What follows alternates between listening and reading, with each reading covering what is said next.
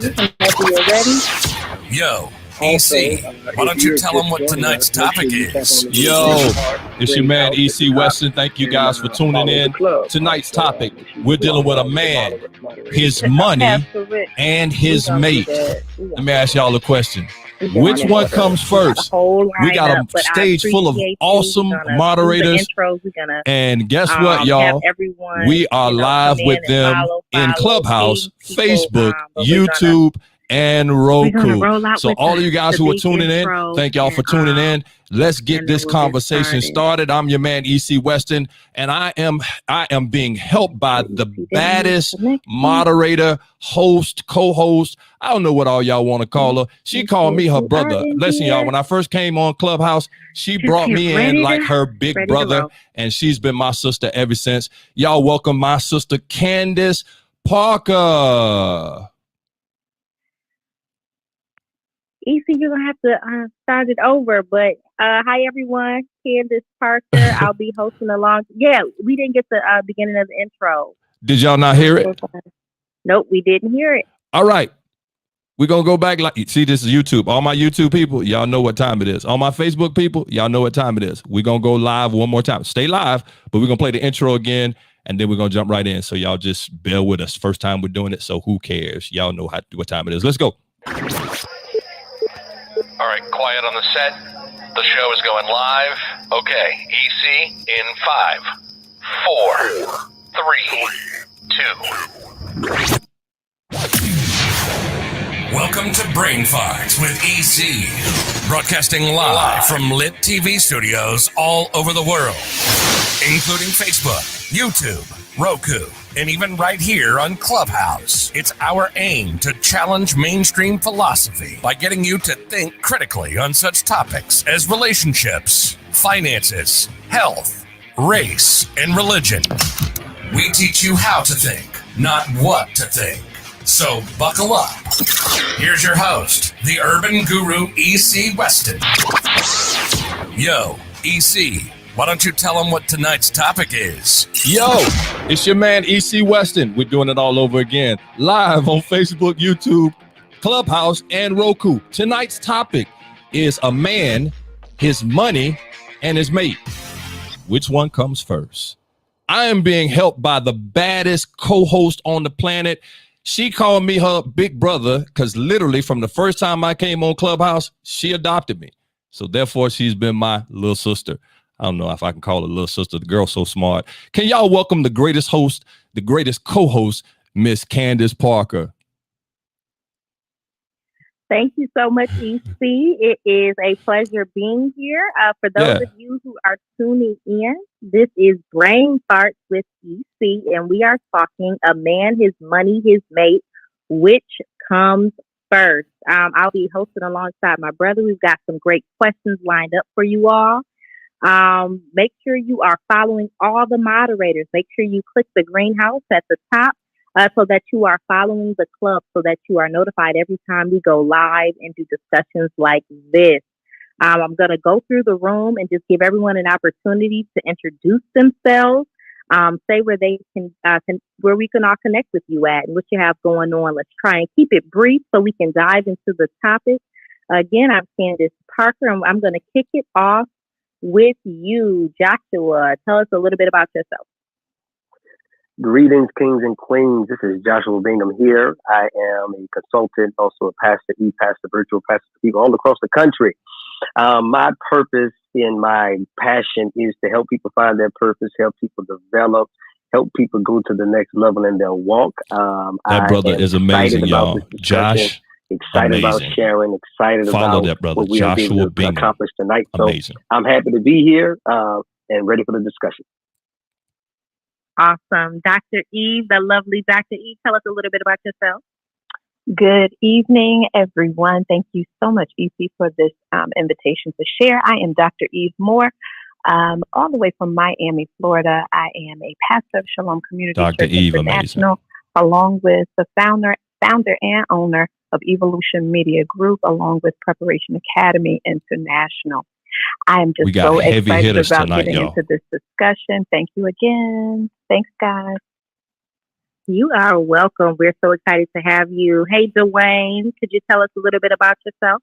Hey, everybody. EC, Candace, thank you so much. You guys are amazing. I'm Dwayne Williams Jr., the host and creator of The Locker Room and the Powder Room Talk. They are virtual podcasts where we talk to a male on one and a female on the other one.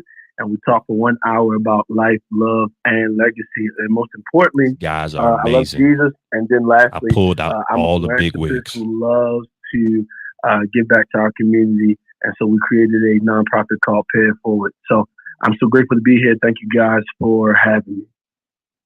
It is our pleasure. Pastor Rich, it's on you. Tell us a little about yourself. Hey, I'm Roger Richardson, a.k.a. Pastor Rich. I simply believe that people can have fruitful, flourishing, and fulfilling relationships.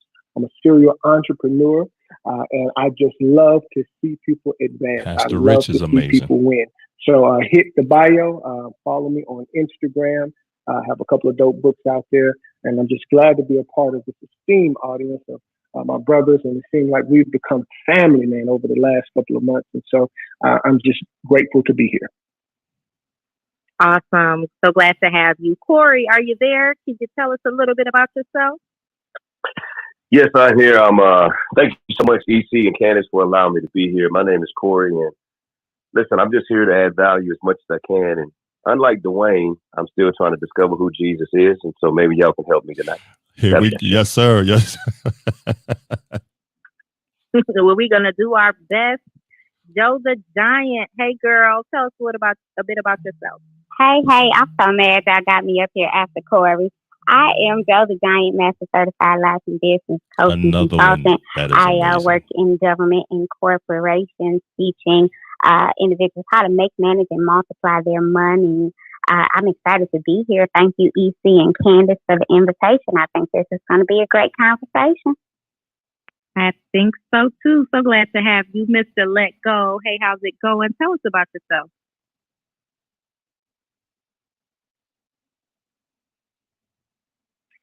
Okay, we'll circle back. We've got the imperfect gentleman. Can you tell us a little bit about yourself? Positive energy and good vibrations as always. Blessings to you, King AC, and thank you so much, Candace, for having me on this beautiful platform. Thank you so much, everybody up here as well. I'm just a character and confidence building coach for men. I thrive in making sure that men understand that their confidence and their character is all that they really need to move forward in life. I help them break and destroy the false narrative that have been holding them back with class, style, and confidence. You can find me on all platforms at RJD. The Imperfect Gentleman. And I'm just here for the great conversation. Thank you so much for having me. And what great conversation we intend to have. Jackie, so glad to have you with us, sis. Can you tell us a bit about yourself? Yeah. Hey, Candace. Hey, everyone. My name is Jackie. I also go by Jackie the Educator on social media, and I am the founder and CEO of Black Christian Influencers. I'm excited to join this conversation tonight. Thanks so much for being with us. Mr. Anthony O'Neill. Hey, how's it going, bro? Tell us a little bit about yourself. Yo, sis, Candace, thank you so much for supporting and rocking with my big brother, E.C. Westerman. Y'all already know Anthony. On his stage and rocking out with my brothers and sisters on this stage. Before I introduce myself, I just want to verbally say I don't understand why Corey is on the stage. He's talking about he's still trying to get saved, and we all know. We all know. We all know. But man, my name is Anthony O'Neill, Ramsey personality.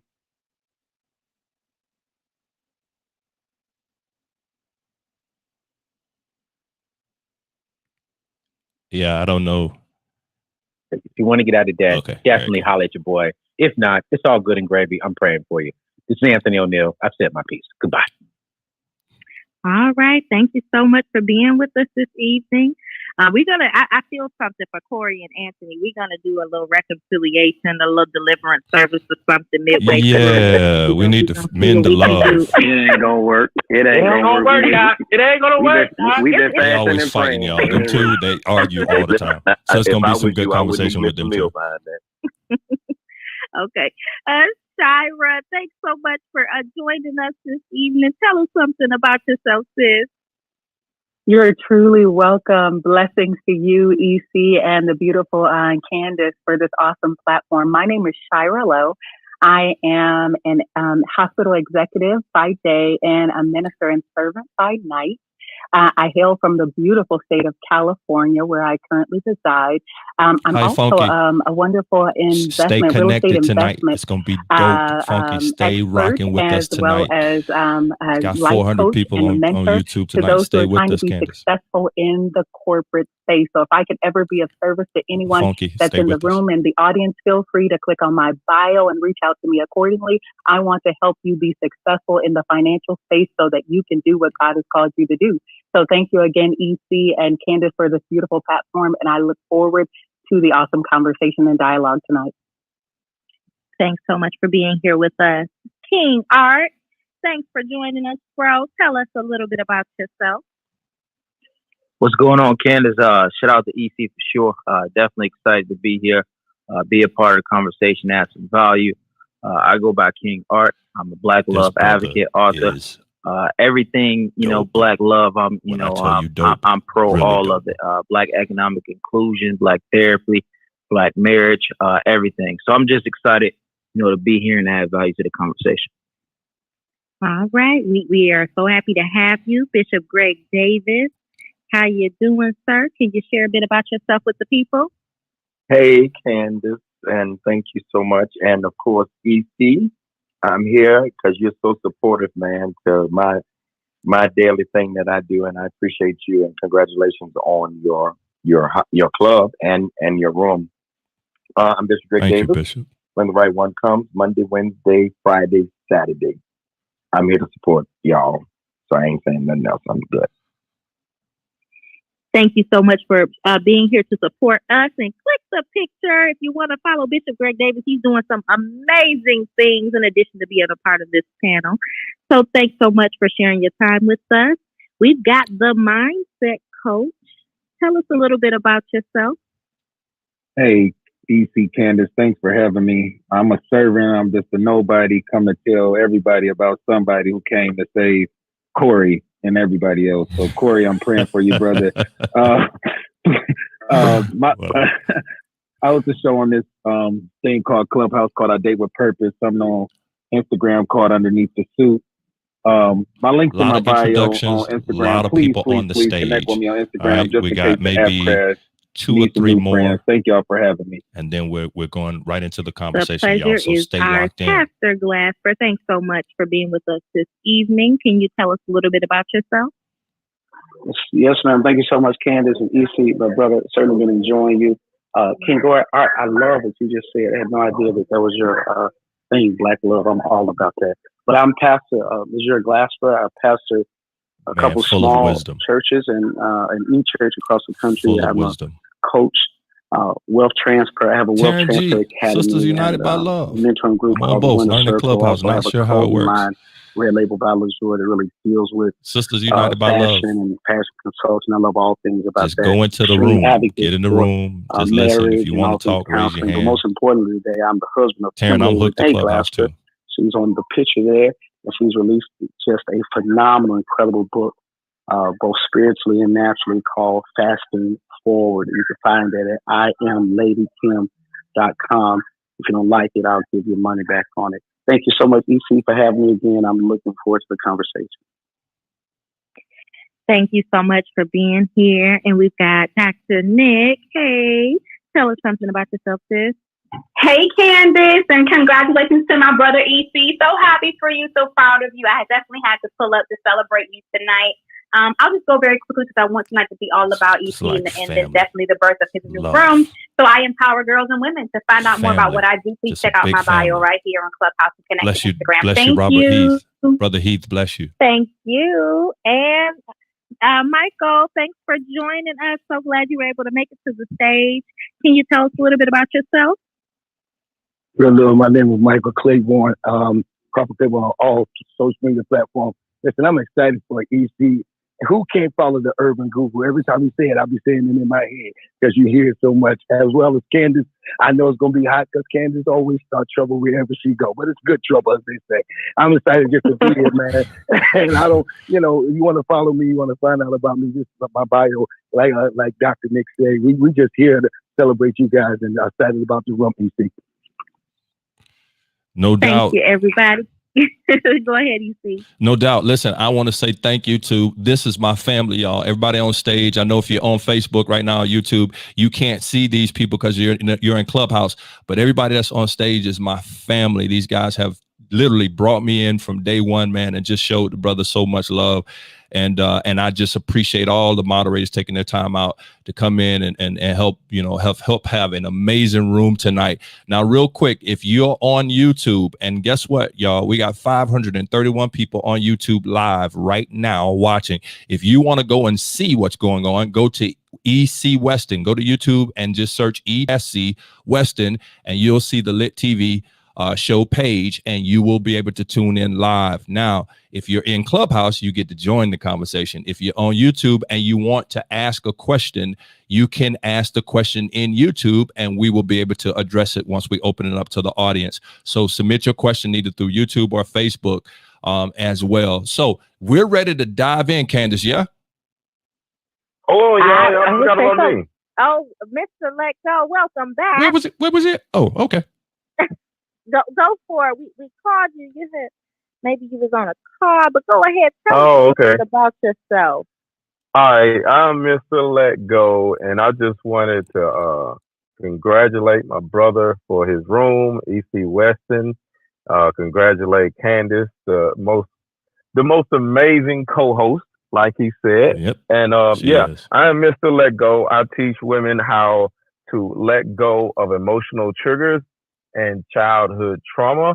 And you can find me on Instagram, Mr._Let Go, or either on YouTube, Mr. Let Go. Let's get it. All right, let's get it. We're going to dive right in. So as you all know, the title, A Man, His Money, His Mate, which comes first? And I want to just throw a question or a statement out there. You're dating him, but he's dating success. We've seen this far too many times, ladies. Yes. You are dating a guy who's very ambitious. He is driven by where he can go financially.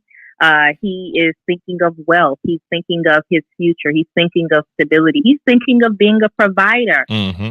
But his attention is in that direction. But you find yourself meeting this man who sweeps you off your feet. And he's preoccupied, but you two get to know each other. Things go well, and you find yourself having a little bit of strife. We've heard many different variations, from people like Steve Harvey, who talks about until a man reaches optimal success, he's going to be a little distracted. Does that make him a bad guy? Does that make him a responsible guy? So we wanted to have a very candid conversation. We appreciate all perspectives. There is no right or wrong answer, but what you do have to understand, for those of you who are viewing or listening, these are the opinions of people who have had some great experiences in their life. Yes. So make sure you're fact checking what's being said by your moral compass, by the word of God. And just by the things that are valuable and important to you. So we're going to kick off the discussion, and I'm going to just kind of call names out. We may go in order, and sometimes it may be a little popcorn style, but I am going to kick it off with this thought. And I don't want to just limit it to men, because there are some beautiful women out here who are just as driven by success, getting the bag, and they find themselves dating someone, and she's preoccupied. Sis has a goal. Sis doesn't have time to stop, but she makes time to date.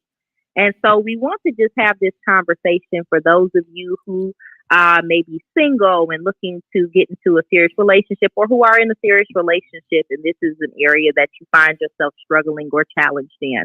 And so what is more important to a man? Being successful right? So when you think of success, accomplishing an aim or a purpose, or being financially stable, what is more important to a man? I know a lot of times as the men they chime in and tell us what it is. So I'm going to start with the ladies and just hear what they think is more important to a man. Then I'll let the guys answer. Y'all answer and that tell too. us what is important Tell to them. us I'm going to start with tuned you, in via YouTube, Joe the Giant. Facebook.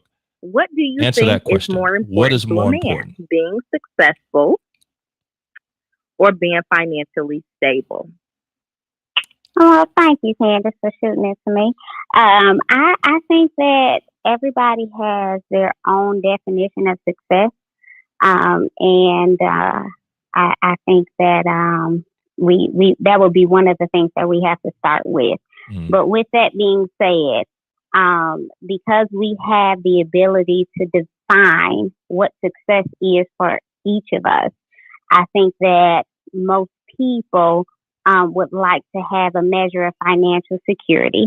And I say that because and I don't want to be deep. I hate starting the room off deep. But I think even when we look at just what, Jesus did in the Bible before he, did any miracles, he met a need for the people. And I think a lot as humans, right, in our day-to-day life, it's difficult for us to look beyond what we're experiencing when we have these very real financial burdens. So I would say for that reason, if we can eliminate a financial burden, then we can have the space to create the success that we have defined for ourselves. Robert Heath, I agree with you. Okay, so this Brother is an Heath. even better question. Balance. Joe is one of our money gurus. What's more important to a man, his bay or his bag?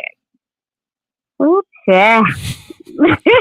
I would hope it would.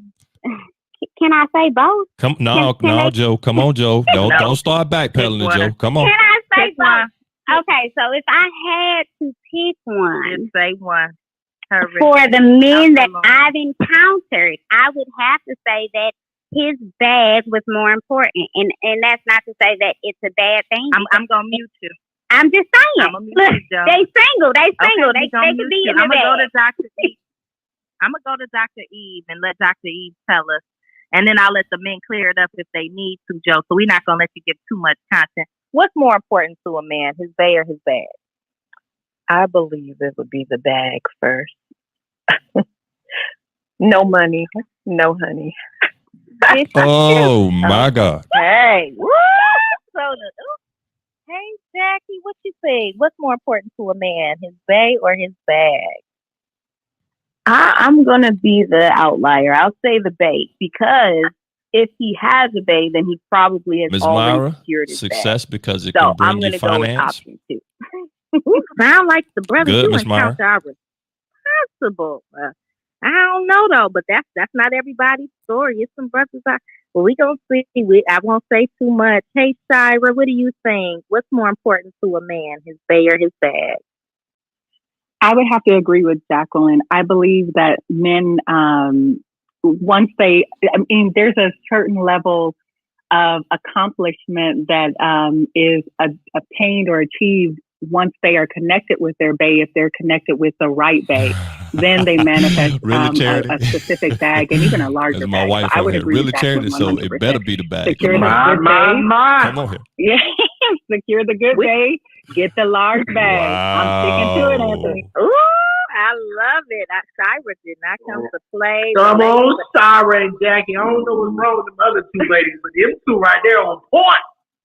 All right, we got Anthony O'Neill, Dave Ramsey personality getting ready. He's fired up, y'all. What's up, love it? What's up, love it TV? Thanks for rocking out with us on tonight. You sound like you Thanks got for rocking something out. to say. Dr. Nick, what do you think is more important to a man, his bay or his bag? I think my answer is a little bit different. I think that it all depends on the caliber of the man.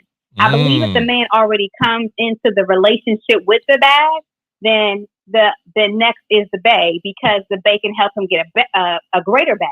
If you have a man who's not really concerned about the bag and he's more so concerned about just living a comfortable life, then I would say definitely the bay. And if the bag comes later, as long as I have the love and and the security and the ride or die check. So I believe it all depends on the man. That's my answer. That's good. Ooh, that's good. So the man the man is based on the quality of the man rather than not. Oh, that's good. That's my thinking. Yes. Okay.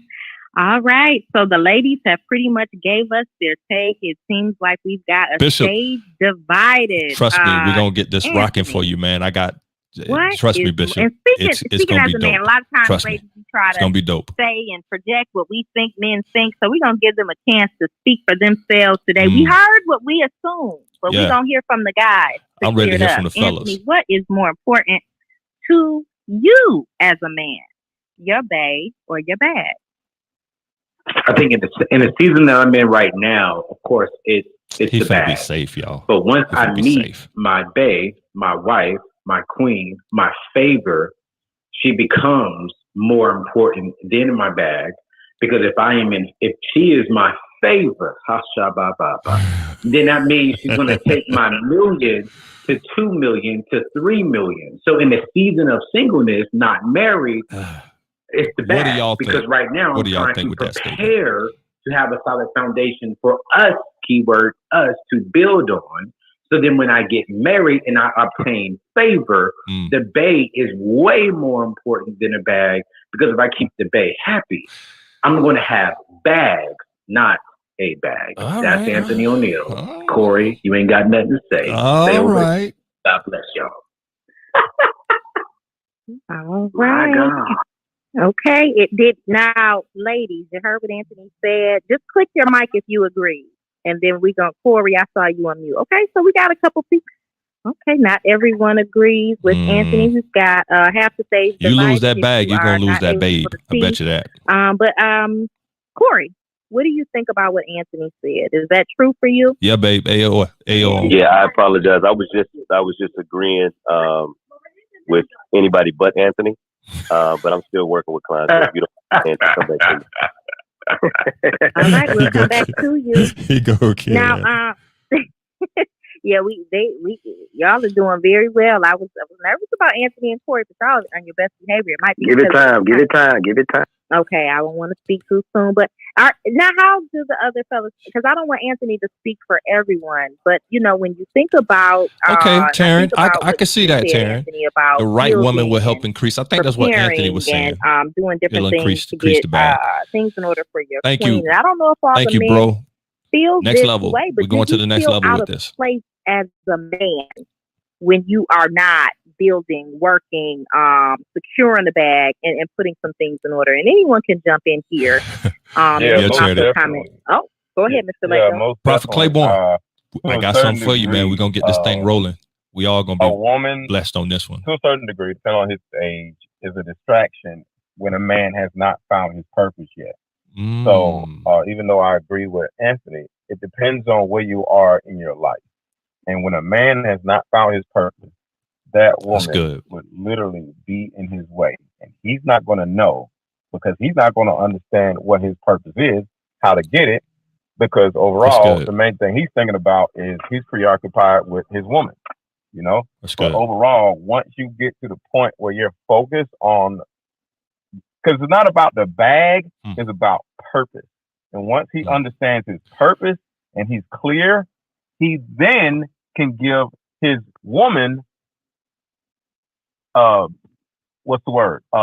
direction. See, when a man doesn't have direction within himself, he can't lead her. So he has to find his purpose so he can say, all right, babe, this is where we're going. Do you want to go? And she's like, yes. So is the bag this his is how we're going purpose? to get Is that there. what he's saying? And she gives her details and she's good. But overall, before he has the direction, he's just a lost puppy, and getting with a woman is just going to be two lost puppies. So he has to find his purpose way before he finds his woman. Yes, because he has to make his mistakes. You can join in, babe, and I will bring you on the stage. This is my wife. He has to be like, be arrogant, and you know what I'm saying? He has to go through all these different things before he finds his woman. So that's good, Taryn. Okay, and I definitely want to hear from some other brothers about that. Do you think it's irresponsible to date? Candace, real quick. Let me ask Mr. Let Go. So, with what you're saying, are you saying that The bag is his purpose. And he got to have that before? No. It's not about a bag. It's about his purpose. A man, if he doesn't get his purpose,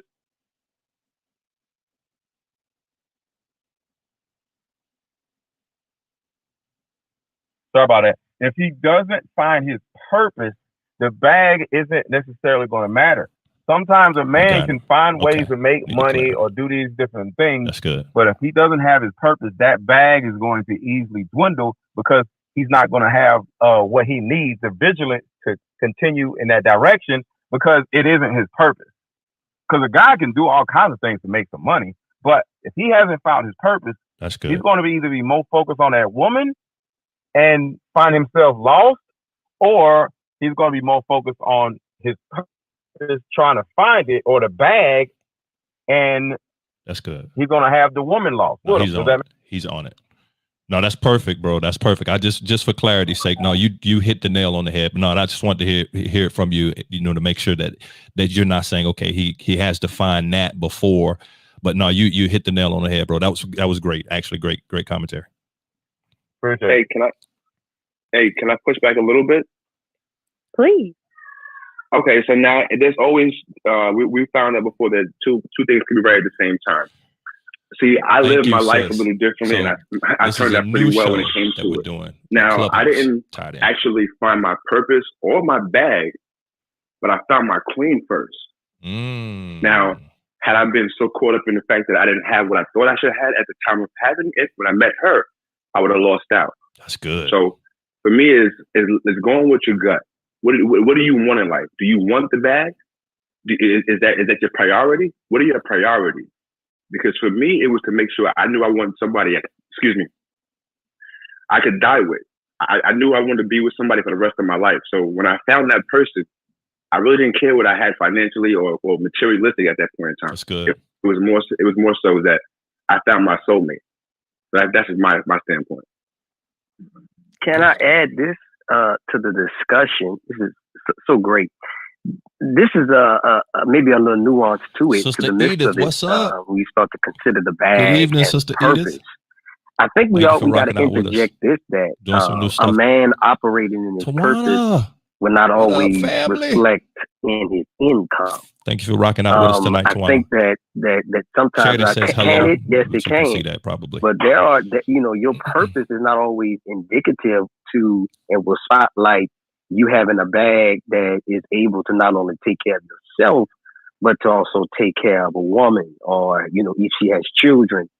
May not always speak to the umbrella. I've always said that a man has to have an umbrella that is big enough I got the best moderators in all the clubhouse on the stage right now. Surround Trust and me. bring into You the want to follow context of that every one of woman's those purpose people. under his They do umbrella, so that her amazing vision comes rooms, under his amazing vision. rooms. Like And it just literally, makes for a larger vision, I like go how in the there as a moderator and I walk but, away I learning definitely agree more with than I Aaron, was able to Mr. Leggo, contribute. to this point, Amazing. that if he does not realize his purpose, he's always going to be in pursuit mode of happiness and joy. Mm-hmm. The question becomes now that in the pursuit of that happiness and joy, is that in fact going to present a bag? Because sometimes the pursuit of what you've been created for is not going to always reflect in the abundance of Thanks for rocking out with us tonight, so man. We're considering that. If you want to join the conversation, go to Clubhouse. Look me up on Clubhouse, EC Weston.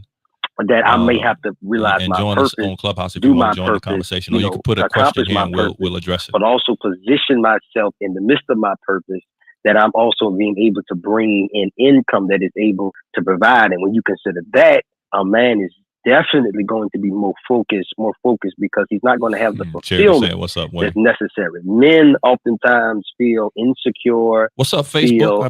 Let y'all know. Tyra, what's up? Rocking out with us tonight. Sean, what's up, Cuzzo? We feel like we rocking don't out with us have tonight. enough Y'all money. share. A lot of our Facebook, issues, men start drinking when they don't have enough great money. conversation. A man, his money, his mate. Which one comes first? Enough money. Men feel really unaccomplished when they don't have enough money. Yes, the purpose is fine, but a lot of times that's because you can get in that purpose and then realize, man, when it comes to a wife, saying, I got to have my purpose, but my purpose has to also to provide. And I'll say this: it also EC depends on who they is. That's good. You know, it also depends on the caliber of dating. You know, if we just talking about, you know, the chick that we just kicking it with, you know, of course my bag is more important. But when we start to talk about if that's the one, right? My God, you know, when the right one comes, shout out to Mr. Green. Come on here when the right one comes. Talk about, you know, when we talk about if that's the one, now it will motivate me now to say, hold up. Not only is they important, but I got to make sure that I got a bag that's right, because I need to be in the position to provide. So it's a circle that I think there's some nuances to it. Yeah, this is King. Yeah. Thank you so much, Myra. Thank you so much, Myra. Stay locked in. Go ahead, bro. I love your Mike. Yep. I'll be quick here. So definitely mate for me. And that's partly, you know, because of my life experiences. So just a little backstory on me. I actually had a ex-fiance, and she was a pastor's daughter.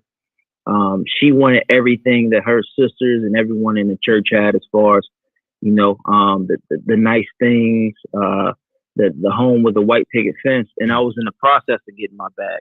And I think sometimes, you know, as Joshua stated, if we're with the wrong one, you know, during that time, it can feel depressing and, you know, all of that. But what you realize is that it's not necessarily about the money. It's about, you know, the right person. Because I know a lot of people, they got the bag, and now it's even tougher to try and find that right person, because you have the bag and you don't, you know a lot of motives out there. You know, something that was cool for me, when I, you know, wanted to get into trucking with my brother. YouTube. You know, my now wife, you know, at the time, button real quick. she was very supportive. She was working on the low boards with me just as much as I was. Facebook share. So I think if a man is, you know, in the process, Taryn, getting the bag, King he Art should definitely go for the mate. So I would have to go for the mate for sure. What's up, Evan? Thank you, King. Bishop, Davis, did you want to jump in? I know you have to. You have another obligation, and then we'll go right to you, Michael.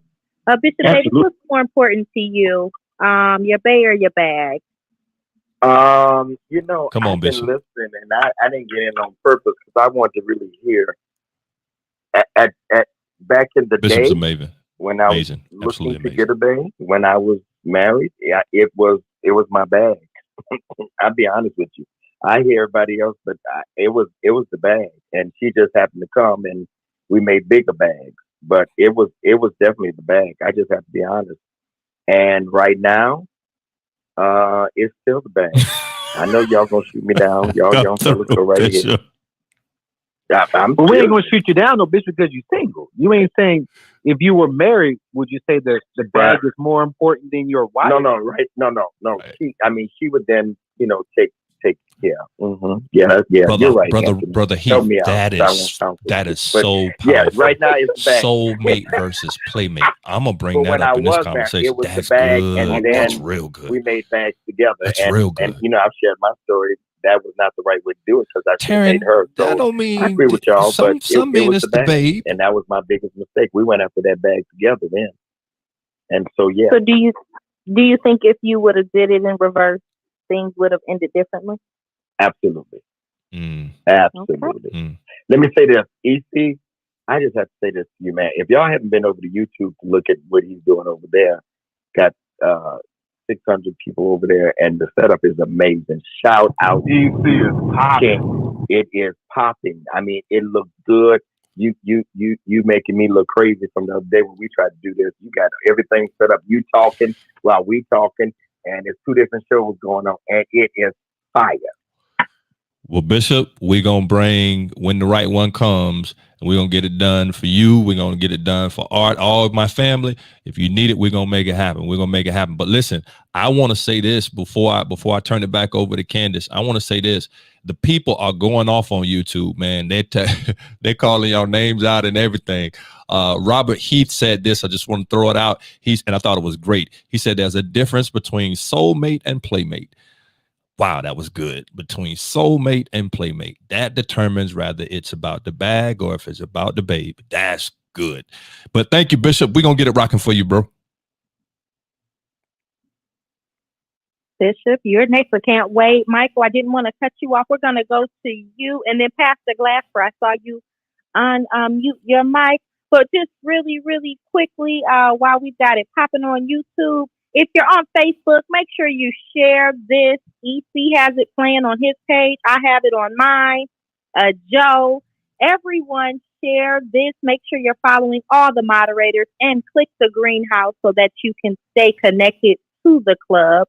The topic on the floor, what's more important to a man, his bag That's or on his Clubhouse, bag? We're diving Tawana. in. If you're on And Club, the if men you want to are go to sharing Clubhouse and their find the take group, and it's their Brain Farts with experiences. And if EC. you are just The Urban tuning Guru, in, you're Brain in Farts for with a EC treat. is And the if you've been club. kicking it with EC us, Weston, thank you E-C for your Weston is how support. you Go follow ahead, me Michael, on the and then we're Clubhouse. going to go to you, Pastor Glasper.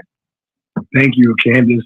EC, I totally agree with. I sent EC a picture, man, because I put it up on my TV to see it. It's wonderful. So I want y'all. It's amazing over there on YouTube as well. Thank you, Prof. Some of the things that Josh was saying kind of clicked with me because, when I got started in Purpose, I was broke 33 years ago. I was a broke preacher. So I had no bag, but I needed a babe at that time. So I didn't have a bag. But the babe kind of changed some things. It kind of made me look at things a little different. So I always would say that the babe, because what happens is I've gotten the bag and lost the bag, and gotten the bag again and lost the bag. So what happens when you do that? If the bag was so important and then you lose the bag, and if babe feels like you really wasn't focusing on her, now that you lost the bag, now you want to focus on me, and she feel like it's gonna go back once you get the bag again.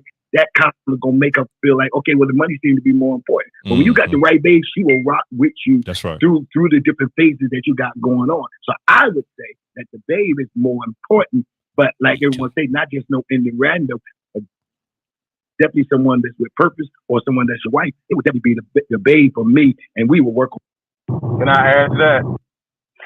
Real quick, Mr. Lego, we're going to let Pastor Glasper go. So hold on to that. We definitely want to make sure we hear from everybody. But Pastor Glasper, go ahead. Yeah, as I was sitting here thinking about just the whole process, I guess for me, there's a difference between what it should be and what the reality is.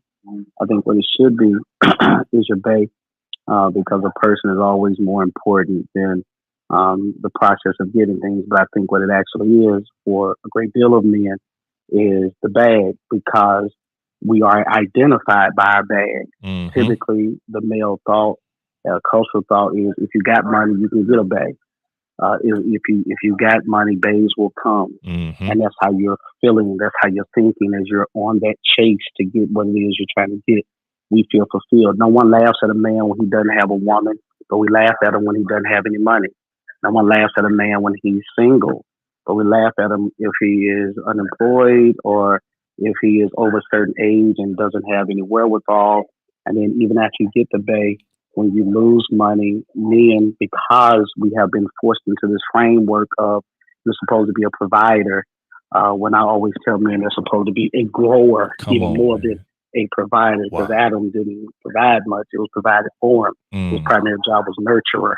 So we identify ourselves by our job or our position or the thing that we do. All of that, in my opinion, is listen to the wisdom. Your career choice, whatever you do to get it like you live. Now, once you go through the process of life, or you meet a girl and you find out, hold up, this different. Because I didn't have a bag when I met him, but I was about my bag. And then when I got her, I'm like, hold up, the bag don't even matter. And now after 28 years, so I could care less about the bag, but I wind up going to get more because I love giving her bags, Gucci products, etc.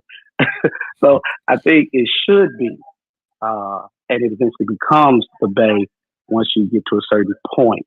But I think primarily because of the way we are taught, trained, developed, indoctrinated, a man is who he is by what he does, what he produces, how good he is in bed. These are the things that make a man feel empowered and strong. And whenever those things are not where they are, he doesn't feel as strong. So that's why I say the bag, because I think it gives men that feeling that they feel like they have something.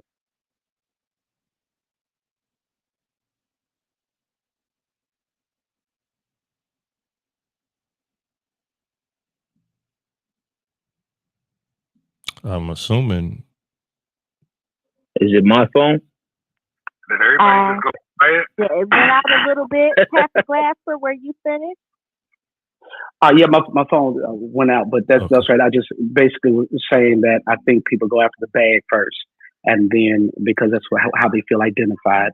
But once you mature, you find out that money comes and goes. If you got the right girl, man, y'all can keep building together. But I think if we really transparent, men are going after the bag because we're trained that that's part of our identity. That's good.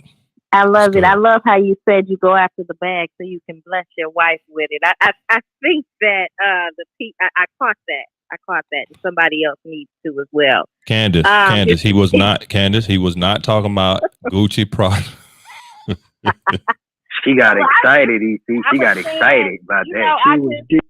I thought that it was somebody on YouTube needed that. She saw Birkin bags, flash. Right, Birkin bag, yeah. Latina, Chanel. She saw. I mean, yeah, I bought all those. Wrong with it. That's right. That's right. He said he buys all of those. Bless you. There are extra jewels in heaven with your name on it. Okay, did anybody else? Corey, I saw you on mute.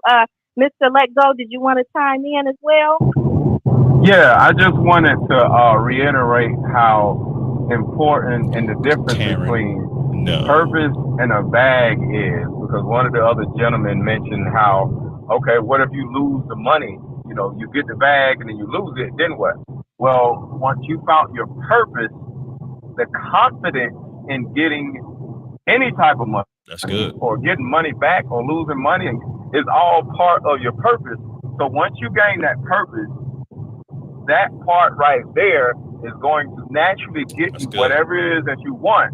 And if you lose it, you'll be able to get it right back because you have the confidence and because the main thing women need when it comes to security is not money, it's direction.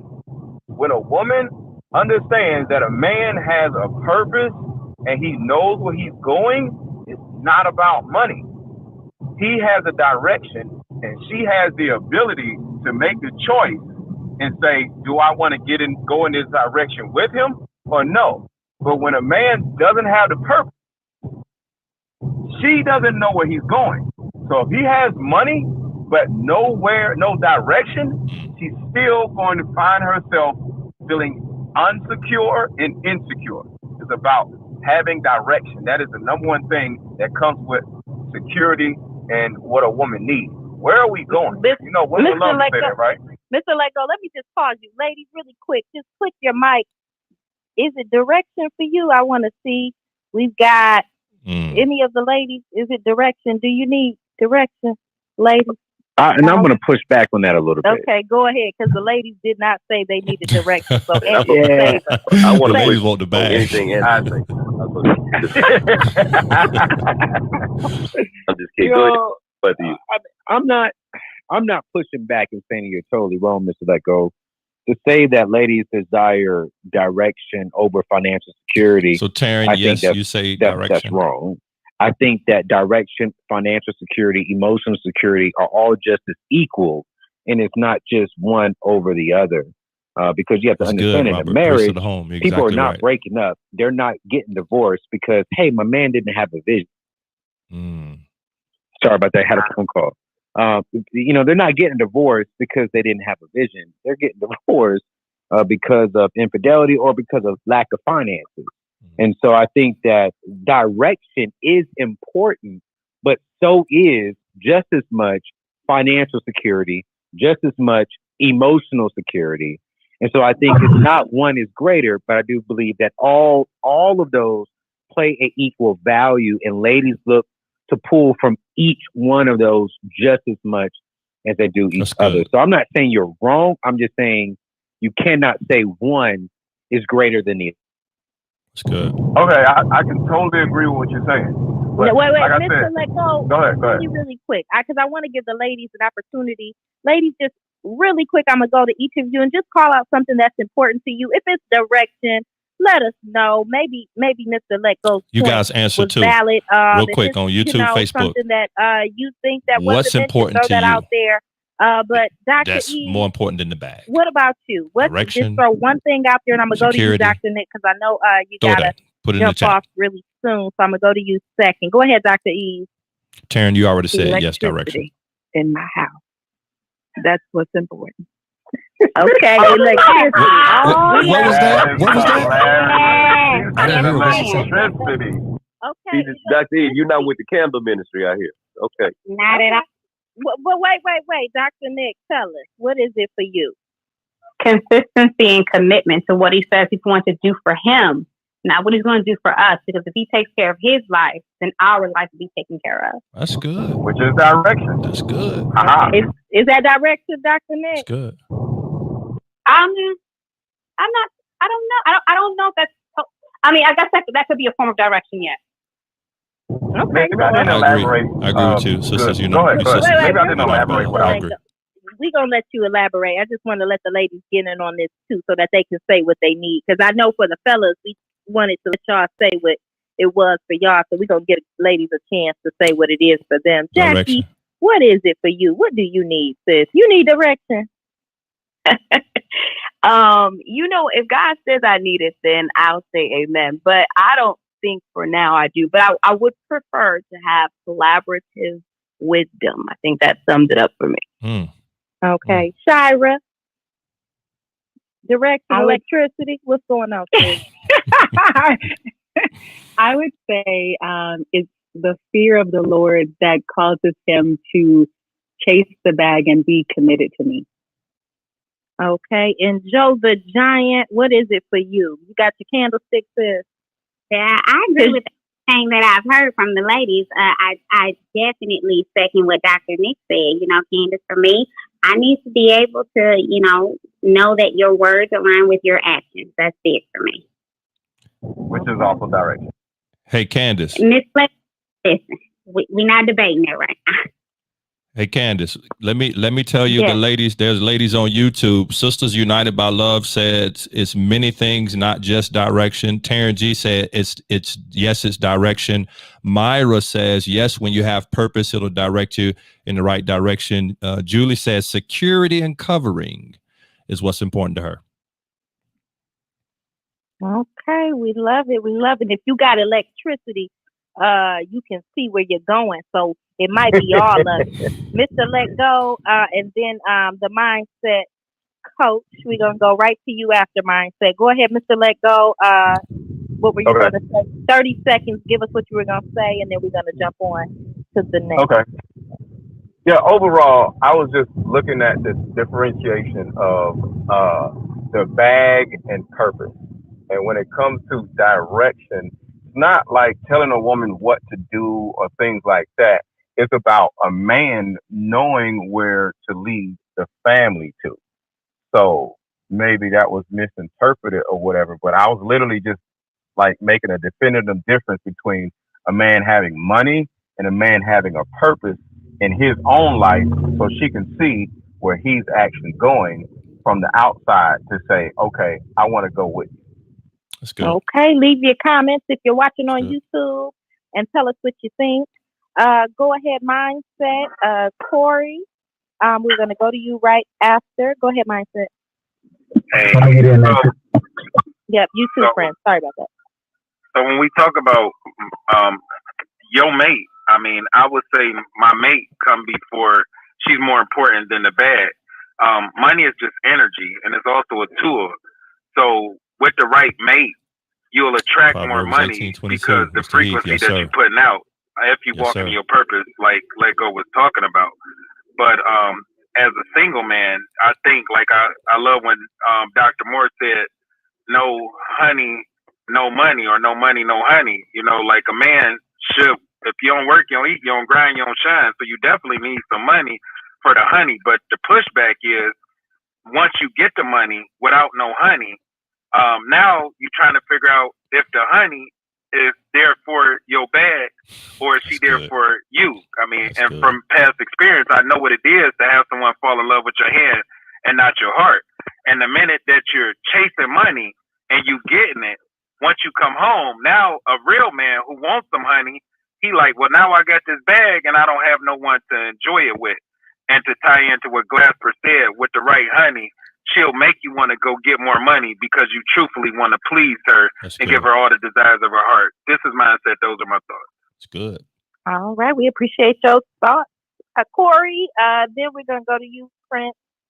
Let's reset after Prince, if that's cool. Absolutely. Here come Corey. So listen, you know, I guess somebody's always got to be the controversial one. Here he comes. He's always. And you know, obviously, I don't mind being that. So I here is from the words of Anthony. I'll just say this. Let me give a little pushback, and then I'll go into my little soliloquy here. I don't want us to, because I hear this oftentimes on stages, and I hear people say it, and I don't want to disappoint people by us suggesting that purpose is equivalent to finances. Right? Just because a person finds their purpose, it's not a guarantee that you're going to be financially not just stable, but you're going to flow, you know, over the top with finances. So I think we just got to be careful when we suggest that, because I don't find that always to be true. I feel like we desire that, but I don't think that's always true. Just because a person finds their purpose. So I just wanted to say that. Here's what I'll say also about the question. I got to agree with Glasper and mindset, but I think it's about age and stage. The stage and age of a man dictates what's more important. For me, the most important thing was getting to my money, right? Because I understand that with no finance becomes a nuisance, and then there's no romance. Oh, wow. And so, as Dr. Eve said, she won't lights on. So a woman is looking for a man, for the most part, that is financially secure. Now, listen, some of you guys may not agree, but I told my son, I said, listen, chase the bag. Don't spend your time chasing women. Because if you spend your time chasing women, what will end up happening is you'll miss your opportunity to get to the bag, and that woman may end up leaving you for somebody who got the bag. There is this term that I utilize. It's called sexual transmutation. And what that basically means is, as a man, that sexual energy that we have, if we're able to focus that on a project or business, then we can increase our productivity, we can increase our money, increase our finances, and then you walk in a different level of accomplishment and confidence because you went out and you've gotten the bag. He's preaching. So when you get the bag, your confidence goes up. And then you find you then attract a different type of woman. But then it goes into what Glasper said, because I have been on both sides of the fence. I've gotten the bag. 2000. Thank you, Myra. Thank you so much. I made my first $1 million. And being a part of the conversation tonight. God bless you. So I've been on both sides of the fence where I got the bag. I was confident. And if I'm honest with myself, maybe I was even borderline arrogant at that young age because of where I come from. So I got the bag. But the woman that I was with at the time, as mindset said, wasn't really pushing me to be greater. So when I lost everything, of course, I lost the money and I also lost the honey. But now in the season that I'm in right now, I'm blessed because I got the bag. But the woman that I'm with is like, listen, I don't really care about the money. I care about what Joe said. I think it was Joe and Dr. Nick and some of the other ladies, that they care about that emotional stability. They care about, I got to agree with Let Go in this, they care about direction. They care about that you are the type of man that can lead me and lead not just me as if I'm a child, but lead me and our family in the right direction. And so I think that's important. But I think we would be fooling ourselves and honestly just being quite pretentious if we feel like a man doesn't go after the money first. That's what we're trained. That's what we're taught. That's what even the scripture teaches us. The church teaches us that a man is a provider. And so, and my wife, and I'm done right here, Candace, my wife has even noticed something about me. When my money is funny, I'm not even, and it's just me. It may not be every man, but when my money is funny, I can't focus on nothing else. Like, I ain't really trying to be romantic and none of that stuff because, unfortunately, and maybe this is shallow, Bishop Davis, but I think all men, for the most part, in some season of their life, they associate their value and their worth with what they produce. That's good. And so I'll just say this. I think it's important for a man to chase after the bag, to chase after your money, but don't let the money run you and rule you and define you. Because if you do that in the right season, God will send you a woman, as Glasper and mindset said, that will help increase that bag. Hopefully that made sense. This is Corey, and these are my thoughts. That was good. It didn't make any sense at all. Just going right there and say. I think it was well put. I think he actually agreed with me, but I'm gonna be quiet. I think he actually agreed with me, Corey, but I'll be quiet. No. He actually agreed with me because everything he said is exactly what I said. That's what I'm just saying. It doesn't make sense, bro. Why did you repeat what I said, Corey? I thought I said it before Glasper and mine. Here we go. Here we go. You see, I'm feeling really triggered and really attacked. Dwayne, you go take up of your man and you go sit on the stool with your red hat on. Listen, man, I'm sorry, bro. I'm with you, but I'm multitasking. I'm sorry. Please forgive me. Pretty much, you get ain't with you, bro. Man, I appreciate it, Rich. Man, I appreciate it. Prince, you ain't gonna say nothing, man. Kick Prince off. Prince, it's actually on Prince Corey, now. I think. Corey, I'm always gonna go with you, Corey. Because I got mad at love for Corey. EC, congratulations on your first episode in the club. I'm loving it. We never met in person, but every time you open up your mouth and you speak in a room, I always appreciate the words that come out your mouth. Candace, you know you such a queen. I appreciate you too, queen, so much. Yeah, I'm gonna have to do a little pushback on a couple folk. Glasper, I love your perspective that you bring. I bought 3 of your wife's books, and I pray that the Lord would help me guide them to the women that might need them. And 2 of the books, and then I'm gonna read it myself. But I'm gonna give you a little pushback, Glasper. I'm gonna go ahead and say that most men are actually gonna chase the bae, and the reason I would say that is because you got a lot. Any man that you know, a heterosexual man, any man that you know, he at some point in his life has had him a bae. But every man that you know at some point in his life has not gotten the bag. I was looking the other day at this homeless person, and it was this homeless man, this homeless woman, and they were so booed up. And I was sitting there just looking, and it was really, really cute how booed up they were. And he was obviously not getting the bag, but he had got him a bag. So I would go as far as to say that every man, even if he's not getting the bag, has an essential need for a bae. Obviously, as you get older, and depending on the caliber of man that you are. I mean, every man on this stage is a high caliber man. So most of the men on this stage are going to say, no, I got to have this bag to take care of the bae. But all men don't think that. Which one can a man do without? Most men are actually chase a woman even if he's broke. Wow. Because you got an essential need for a woman, even if you don't have any finances in your pocket, you still gonna get at her. That's just kind of how that operates and goes. Definitely, you have to balance it. Corey, I got mad love for you, and there was a point where I thought that as long as I chased money, I would never run out of women. But if I chased women, I would run out of money. But what I found out was you could actually run out of a good woman chasing money.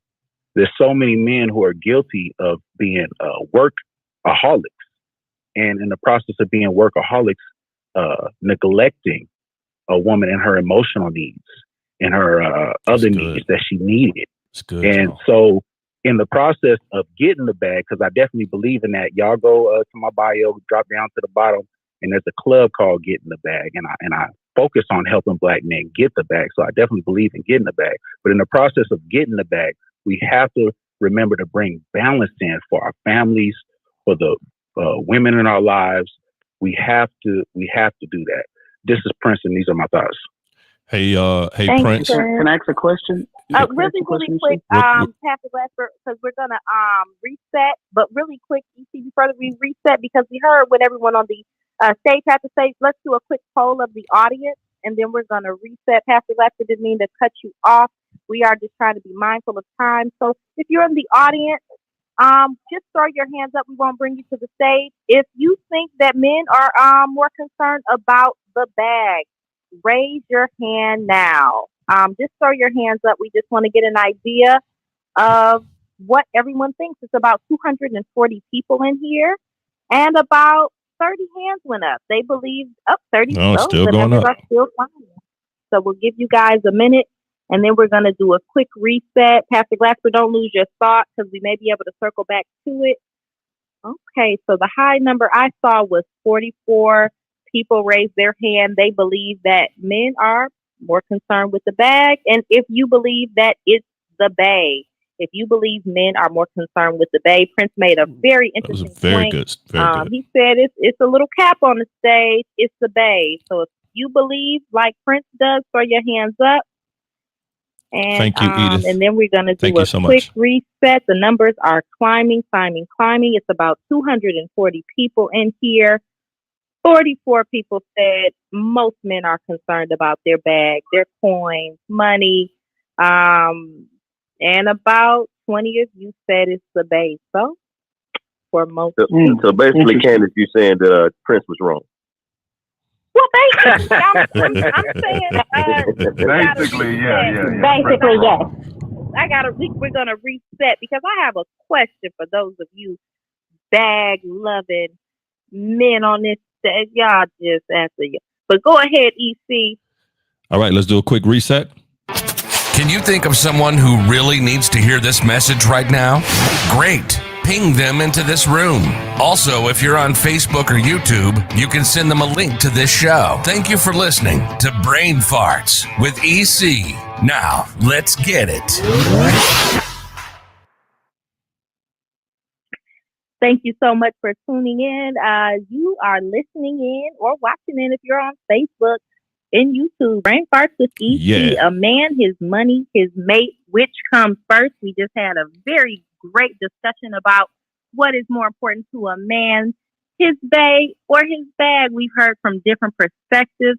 We've heard people's experiences. We've had some people come in and challenge. But here's my question to those of you who are on the stage. Maybe you're married, maybe you're single, maybe you're dating, maybe you're just in a season where you are concerned about your finances, your wealth, your success. Is it responsible if you know that your concern is what you are bringing in, your wealth, if you're chasing money, if you know that is where your priority is, if you know that's where your focus is it responsible to even be dating? Even be dating. Now you've awakened something in this person, the fellas.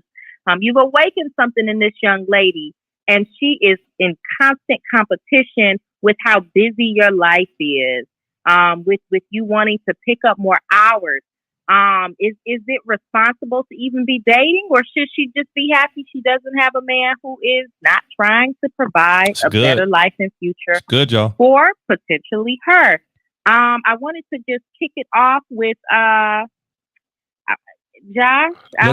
Let's let Candace real quick. Let's let Pastor Glasper finish his thought because we was gonna come back to him after the reset. So let's have him finish his thought, and then let's flip the conversation to the next question. Absolutely. Go ahead, Pastor Glasper, and if you have something to say on that, please add to it. I just want to beg into possibly give you the answer from my previous question by asking the question differently. Which have we seen people give the other up for? In your own personal experiences, have you seen more men give up their boo for their money? Or have you seen more men give up their money for their boo? That's good. When we think career choices and when someone, especially because I enjoy what Prince was saying, but I could take that same mindset, the same thought and say, when a man has had experiences with women and he doesn't view them a certain way because he can always get one, but he's always chased money and he finally achieves a certain thing. That's good. For a man who's not mature as these men on this stage, you find sometimes there's something now was stuck in their head of you ain't gonna make me lose this. I ain't gonna give this up because that was the thing that was elusive. And so maybe when we front end the question, it's which one would we do? We know what we do. We all say bae, right? But if we back end it and say, in our experiences, which one, maybe just one of the two options, have you seen people give the other up for? How many men do you know gave up the bag for their bae if there had to be a choice? Because I think that was the original question, which was most important. That's really a good question. Does anybody have anything that they want to say to that? I know Pastor Rich, I know you wanted to chime in as well. I'm not sure if it's on that, but yeah, Pastor Glasper, I love that. Anybody want to jump in? Yes, so I'll jump in and respond to Glasper and also answer your second question simultaneously, if you'll allow. Great thought-provoking question, Pastor Glasper. And we've kind of had this discussion before in Bishop Davis's room. And I think I would again, it just depends on the caliber of man and what his experiences have been in life. My trauma, Pastor Glasper, comes from being in a broke place, not necessarily broken emotionally, but broke financially. Came from the ghetto, and went through a season. I just expressed to you that I went through a season where I gained it and lost it all. And so I think sometimes, EC, unconsciously, I find myself running from poverty. I never want to experience that again. I never want to go through a season where I'm not financially stable. I know, we have ups and downs and ebbs and flows with finances, but for the most part, for me, my desire is not just to be abundantly wealthy, even though that is a desire, but it's also rooted in the fact that I desire to take care of my family. And so I got to be honest with you, I would be hard pressed to feel like I have to make a decision if I'm going to give up my finances for a woman or for my wife, or give up my wife for finances. In order for me not to ever put myself in that position, then I think when it comes to dating, we've got to do a better job at a vetting process. As I transition into answering Candace's question, I think as a man, I've got 3 businesses. At one point I had well over 300 employees. But the truth of the matter is, I think for a man, we understand, although we desire to get to the bag, we also desire companionship. And I think, again, depending on the age and the stage of the man, he's going to create space for that special woman in his life to feel special and to make her feel like she's never having to compete with my business or with my businesses. That's good. But part of that vetting process, Candace, is making sure that on the front end, that she understands who I am, what I do, and you don't select a woman, and I don't know if that sounds bad, so please forgive me, but you don't get in a relationship with a woman that is going to force you to make a choice, but more so a woman that will come alongside of you and help perpetuate and push your vision, push your businesses. For example, when I had to terminate some people this past year, my wife jumped right in and was like, listen, we go run these Google ads, we go do this, we go do this. And so I think it's about vetting. All right. I don't think it's an if, then, or one or the other. I think a wise man in the process of dating, because I think Anthony said it, or Mindset said it.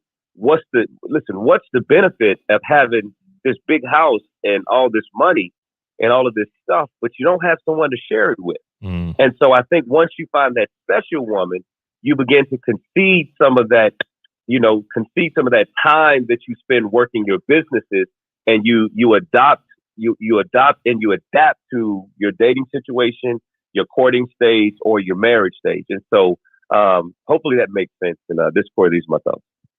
That's good. Makes perfect sense. Go ahead, Josh. And I don't like to agree with that. Was good. Let me put that out there. I would also say, to Corey's point, that anything that, I think we would be wise to, as a man, from a man's perspective, because I can only speak from a man's perspective, to consider that anything or any woman that compromises the bag, we may need to reconsider if she's the right one. I go back to the principle what I said, that a man's vision is like an umbrella, and his vision, what he's built, has to be able to house what those things that woman is. Prophet Claiborne, God created the woman; He didn't create her just to wait around, sit around, and when a guy came up, when the man showed up, her life started. God placed purpose in her. God placed even vision in the woman. We won't talk about that, but God has placed all types of things in her.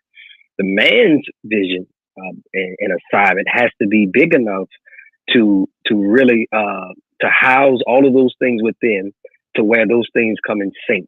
I would push back and say that the woman that makes me compromise the bag, or compromise my ability to provide for us and not enhance it, and situate it, is probably not the right person for me. To make sure. So I believe that you can actually have both, that you can have the bag and you can have the bait, you know, when the bait is the right one. You know, if anything, the right person, the right individual is going to elevate and uplift your ability to get the bag. So much so now that you should not even at some point stop chasing the bag. Because when you get with the right person, we're going to position ourselves in the right manner to where money is going to follow us as we operate in our purpose. And we understand that purpose is not always indication of wealth and money. But as we continue to build, some things are going to come to us because we're operating together. You know, again, I think that any man has to be wise enough to say, listen, if I'm with somebody that compromises my ability. And I think it's for women too. You know, I think if you flip the metron, if you flip this circumstance around, then a woman has to also ask that question. Listen, if me getting with this guy causes me to sacrifice everything. We understand that marriage is about sacrifice and compromise. We understand that. But I should not have to set myself on fire to keep somebody else warm. That woman should not have to kill everything she's built, everything she designed, everything that God has placed in her, you know, to just to say that I got the man. And just like that man should not have to sacrifice, kill, you got to deaden, you got to sabotage, you got to turn down the nozzle, you got to turn down the volume, you got to turn down the level, you got to decrease all the way down from a 10 to a 1 just to fit into somebody's triangle, a small world view of you just to be with them. I would say that's not the right person. I'm an advocate that I can have both. I can have the bait, I can have the bag, I can have it all when we're working together as the right person. So this is why I say the mate. Let's keep something in mind. I don't want to keep putting everybody in Corey's business. Corey is a millionaire. All right. Let's keep that in mind. The average, I believe the average median income in a black family is about $40,000 annually. So the average guy doesn't have the ability beyond rubies. He Wait does, till you hear my Profit take, Claiborne. I'm gonna save mine for the end. Their wife can't keep them with that. 9 times out of 10, they're probably working a warehouse job. I agree, they're at a cubicle, and their wife has nothing to do with it, or their bae has nothing to do with that. So I think when we talk about the money or the mate, keep in mind that most of black men are nowhere near where Corey is. Nowhere near where Corey is. So it's important to keep in mind that when we're chasing the mate, understand that as long as you have financial security, as long as your debt to income ratio is straight, you can live a very great life with your mate. She can help, bring other things out of you. So similar to what Corey was, stating with his wife, whether that be, hey, let's, throw a couple $2 on Acorn or something like that, or, different things. Let's, invest here, put some stocks here, let's transfer that 401k, into a real estate investment fund. Like there's different things she can do on that end, but the average guy doesn't have that ability. And what happens a lot in our community is we get so focused on the bag that we end up missing the mate. We have to be very, very honest. There's a level of narcissism that comes with getting the bag. And not saying that's a bad thing, but that happens sometimes because we're motivated as men. That drive that we have. I know, Prophet Claiborne. Same thing. Corey and I are from the same place. We're from Chicago. I know the struggle. I know how it is. I did not want to get back in that situation ever. So I knew there was a certain drive. And I understand, when we talk about relationships, understand that it consists of, emotion and logic. And it's tough. That's like oil and water trying to, mix the two together. And not, most of the time, when you're trying to chase that bag, you're thinking in a logical manner. Right. You're not thinking about bag. You're thinking about how can I get to the next bag and the next bag and the next bag. So I think it's important to understand. And Corey, he talked about it earlier. I think some of the other guys talked about it earlier. What we found is that, when we get that right bae, we understand our purpose a little bit more because she can help us bring that out a tad. Go ahead and more. say something, Taryn. I know you want to say something with what he's just saying. We got to keep keep that in mind. The average guy is not making that type of money when we talk about, money versus make. And bag is not always wealth. Bag is not always wealth. I think, people gotta understand, like, a bag don't mean you rich. I think sometimes when we say bag, and I'm sorry, I know, I interrupt you, Rod, but I just wanted to say this. When I say bag, I don't mean all rich, wealth, $1 million. You know what I'm saying? When I say bag, I'm talking about sustainability, stable income to provide the necessities of life. You got a home, you got, you got cars to drive, you can provide for family and children. I think that some of the what you said, King, is important, because when most people say bad, King, they're thinking about millions. They're not thinking about viable income. I just want to put that in there. That's good. Hey, Imperfect, I know you get ready to go, but King, I agree with you, man, and thank you for bringing that out. And I just want to share this really quick story, because I always tell people that people's worldview oftentimes is shaped by their experiences. And I'm always open to share that, I was married before. And I'll never forget, King, I was out doing door-to-door sales. And I never forget, man, my wife and I was going through it.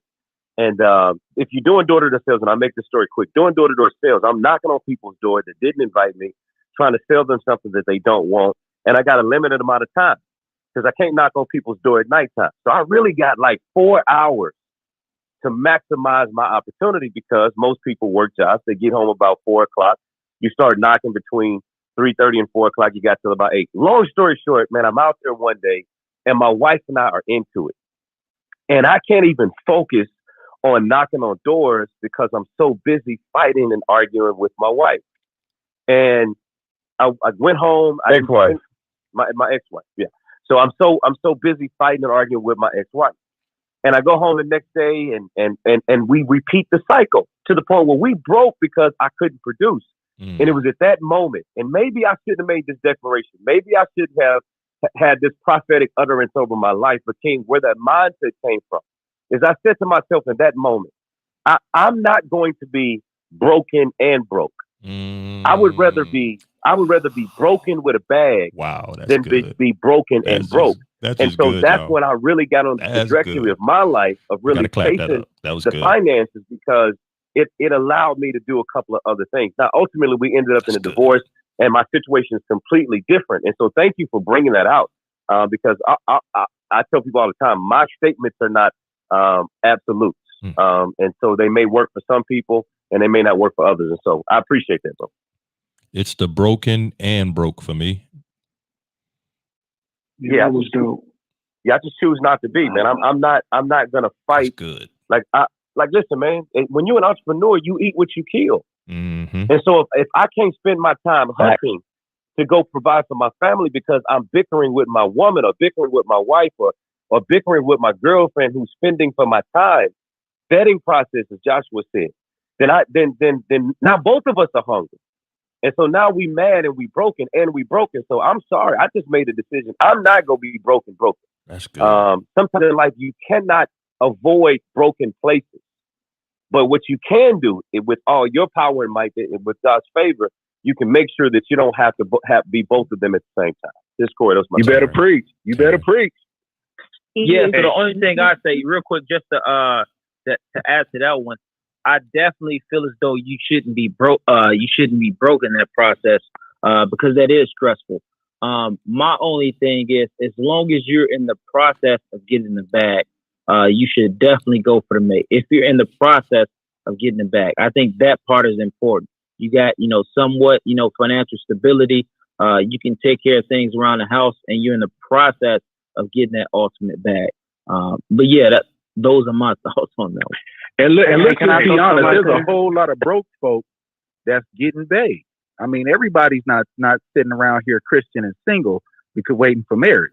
There's a whole lot of broke people getting the bae, even if they never get it in their mind frame to get the bae. That is. Hey, can I one thing we got? Did you go yet? I want to say. Hold on. Hey guys, hold on, everybody. 1 second. Candace, go ahead. I was going to call Pastor Glasper, and then I was just going to pose a question to the ladies before we opened up and allowed some of the audience to come up and ask questions. But really quick, Pastor Glasper, if you will, just give me a minute to reset and encourage everyone who is listening to make sure you are following. Stop what you're doing. If you don't follow anyone on the stage, make sure you are following EC. Can I get some mics just to light up for our brother EC? It is his first room and it is phenomenal. We are talking a man, his money, his mate, which comes first. And we are really diving into the conversation. So make sure you are following EC, the Urban Guru. Make sure you are following the Greenhouse so that you can stay connected. Make sure you are linking and connecting with him on Instagram, on Facebook, on YouTube. If you're on YouTube or Facebook, put some questions in the comments. And if you got an iPhone, come on over to Clubhouse. We're going to pull you on the stage and allow you to ask some questions. So, Pastor Glasper, I want to go to you, but I want to welcome Ryan and Coffee to you guys join the stage. Welcome, welcome, welcome. Feel free to jump in and dive in. I'm going to pose a question to the ladies after Pastor Glasper goes, and then we will allow the audience to come up. Go ahead, Pastor Glasper. Yes, ma'am. Real quick, I just wanted to say sometimes, and I really work with a lot of people who are high achievers and they're doing well. And sometimes I try to let them see that some of the decisions that we had to make when we were in trauma were necessary in that space because we had to survive. We were in something unhealthy. We were in something toxic. Tori Sometimes, Childs, even this though is so we good. get I am healed, listening on it Clubhouse and relates had to to find you here. our emotions. Please subscribe. And our Thank psychology, you, Tori, for rocking out with us. Thank you. Some of those decisions every Wednesday. and filters wait till y'all hear next week. Space. And now our new situation is having to be put up under this pressure. I'll tell you tonight. Now I ain't finna fool with you on this, and that's why, like, I love Corey, and I know what I discern even with your wife. That was a beautiful relationship. But now that you're married in this new relationship, then that decision that you had to make, and I'm just saying because we're talking, but to anybody, I realized I had to divorce myself from those decisions because I was no longer in that space. That's good. And I had to now reevaluate if that thing that saved me when I was in hell will now destroy me now that I'm in heaven. Because it's a different space now. And I now have to know that if you're in a marriage that is a healthy marriage, there will always be an ebb and flow and a give and take of priorities. I'm on here right now and I'm finna get off because wife is saying, all right, babe, I want to spend some time with you. Why? Because she happened to be done trading. She do e-trading and all kind of stuff. She make money. And so I have to make that decision. Let me flow because she needs these hours that I'm on here. But then I'll come back later because there's going to be an ebb and flow of competition. Not dogmatic, negative competition, but that thing that is in all of us that wants to know that the person you're looking at, you are their priority. As long as it's not crazy and overbearing, but it has to be there. So I want to be careful that we're not pulling some things that we needed to help us in a fiery time. Now that we're no longer in that, because then that thing becomes detrimental when we get into what is the natural maturation of development in marriage and learning each other and those things. Prophet Claiborne, just amazing. Go ahead, wisdom. Oh, can I respond? Yeah, you can respond to it. Okay, no, Glasper, you know what, brother? I honestly, man, I 100% agree with you, right? And so it's about changing your mindsets and shifting things. And so that is something that I had to really release over the last couple of years in my life because I ran from that particular trauma, and I really focused on getting to the money. Now, what I can say is the right woman knows how to foster balance in your life. So the right man or the right woman will produce a balance in your life to where I've had to even times, listen, bro, I just to be honest, like me and you on the phone, I had to do it last night, because I'm working later hours and my wife was like, look, she gave me that look. And so I had to tell my staff I'm leaving today at 3:30 because I want her to always know that she is priority. Yes. But it goes back to what King said. She's not competing with the bag, but she just wants to feel like we're in this together, and I'm willing to sacrifice some time That's good. To make sure that she feels like she's priority. So I really agree with you, bro. Thanks for bringing that up. Thank you so much. Candace, real quick. Candace. Pastor Glasper, Corey, love your response. Ladies. Hey, Candace, are you going to Miss Jacqueline? You're going to the ladies, right? Because I haven't heard from Miss Jacqueline.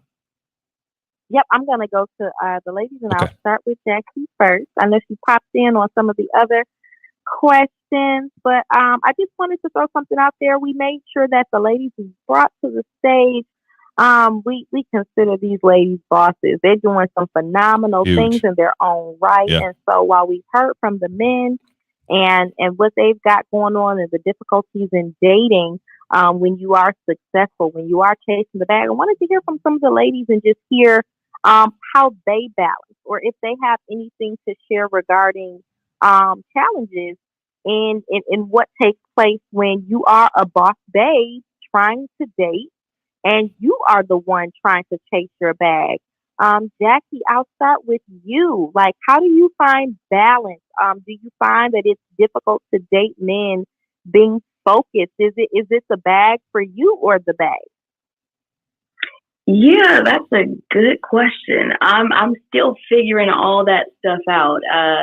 I definitely think it's easier for a woman to be married before she kind of like goes after her bag, because again, it's like you want to be in position to receive somebody who comes, but as a woman, for me, it's hard to discern between someone who's trying to do business with me and someone who's trying to actually approach me. And so usually I'm about my bag. And so I automatically assume if you're approaching me, we're going to do business. Prophet Claiborne, so I would say that 100%, it's equally, if not more hard for a woman to establish relationships or have any sort of dating life as an entrepreneur or a person going after their bag. But, I don't think it's impossible. I think you really just have to, allow yourself to be open to options. And so, that's my opinion. But I do think for women, it's a little bit harder if you're chasing a bag. And love you, man. Single. Love you. Okay. Brother Heath, love you. The ladies have it a little hard. I agree with Let's you. talk before the Jackie. week's out. I'll give you a call. You join the stage, and then I'm going to go to you, Shira, and Dr. Eve. I'll let you take it on home. But go ahead, Coffee. Welcome to the stage. What do you think? What are your thoughts? Girl, I'm literally chasing the bag right now. That's why I'm late. But sister. You know what? All of it is going to be work on everybody's part if we want to be with someone that is what we consider as a very high fluid producer.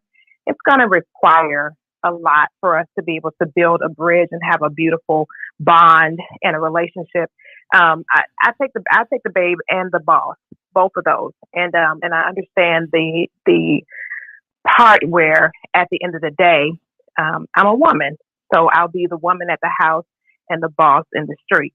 So I just think we can have both, but we just have to do the work necessary to make it happen. I definitely agree. I think it was Janice, that just spoke. I hope I said that properly.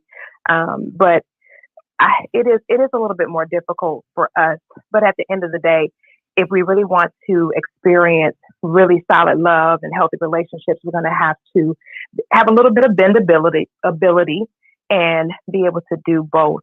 But those things come in time and they come in seasons, and we have to know when the right time is to go ahead and open up and have somebody else moving in with us and enjoying our space. And like, I think it was Jackie again, I love the concept of thinking where we're going to be doing business together. So anybody that I choose to build a bridge with, we're going to be doing business together, period. That's going to be one of the requirements for us to connect. We're going to have to definitely do some business together and work together in that space as well. I agree with that. That's just my 2 cents on it. We love it. Okay, I'm going to go to you, Shira, then you, Dr. Eve. Ryan, we want to give you an opportunity to speak as well. So anything that you want to contribute, once the ladies share about what's more important to you, or just anything that is just in your heart to share, please feel free to do so if you're still on the stage. Shira, it is on you. So I would say that this is situational and seasonal in terms of how I flow, in terms of what I'm manifesting at the time, and no pun intended for Dr. Greg Davis, Bishop Greg Davis's book. But just wanted to say that because I think in my singleness, and especially because of my faith, in my singleness, I am allowing God to develop me into the very best person I could possibly be. in my singleness. So that means that in this season, when I am single, I am going to be pursuing my bag, pursuing my career, pursuing, additional education, to, really evolve into and become the very best person I could be, so that when I actually do connect with my marriage mate or partner, that, I'm being an addition to him and not a subtraction. And I'm also being a complement to him and not a competitor or a competition. And so I would say for me, it literally, it depends on the season. If I am single right now, I should be focusing on, in my opinion, this is just my opinion, I should be focusing on being able to become financially stable, not only financially stable and successful, but also in terms of my credit, in terms of just my mental health, my physical health. I'm doing all things as it pertains to singleness. However, with the intent and the motive in mind to be a complement, an asset, a blessing, an upliftment, of empowerment to my mate when we actually come together. And so, like I said, I believe it's situational as well as seasonal. A lot of times individuals, I believe, are focusing on things out of season and therefore they're out of sync. If you are in a season of singleness and in preparation, you should be, becoming and evolving into the very best person. But if you're in a marriage situation, I believe that there is some modification and tweaking that has to occur in order for there to be a healthy balance. I realize, and just really quick, I'll say this and then I'll close my mic. I realize that me, as a hospital executive, I can't work 13 and 14 hours and 15 hours and 16 hours a day once I get married. However, I can do that in the single space and then learn to modify as I actually evolve into that marriage space. So in that marriage space, the season has changed as well as the situation has changed. And I have to be willing to make those modifications in order for the success of that marriage, because it now becomes primary versus my singleness and my single nature. This is Shira Lowe, and those are my thoughts. That's good. That's good, Shira. All right. Dr. E, thank you for your thoughts, Shira. So this has been such a delightful discussion. I personally believe that what we practice, we perfect, right? And I know beyond a shadow of a doubt that I'm a helpmeet. So whether my husband is a millionaire or a hundredaire, guess what? We're going to multiply. That's good. And I'm sent into his life to be, as Shira said, an asset. And anything that he has, if he has $1, when I meet him and come into his life, we're going to multiply that 1 into 10, and then 10 to 100, and 100 into 1,000. And so for me, I chase back. And here's why. Because bag, to me, the bag represents numbers, right? And because I am a multiplier and God created me to produce, he says, be fruitful and multiply.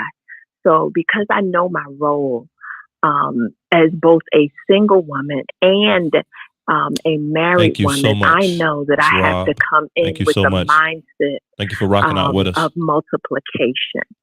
And so for me, nothing from nothing leaves nothing.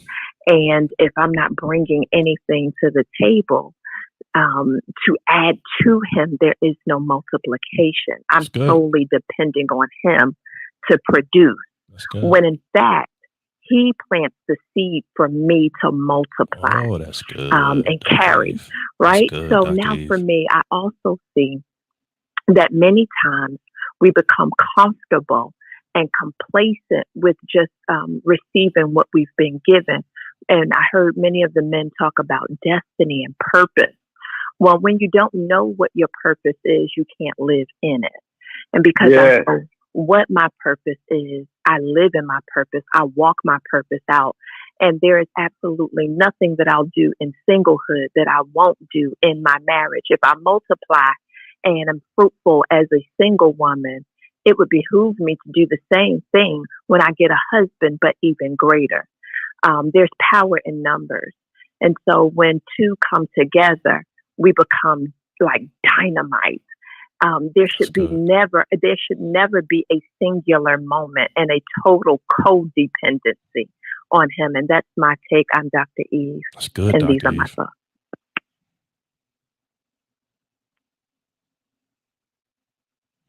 You just had a little moment of silence. Go ahead, Dr. Eve. You better.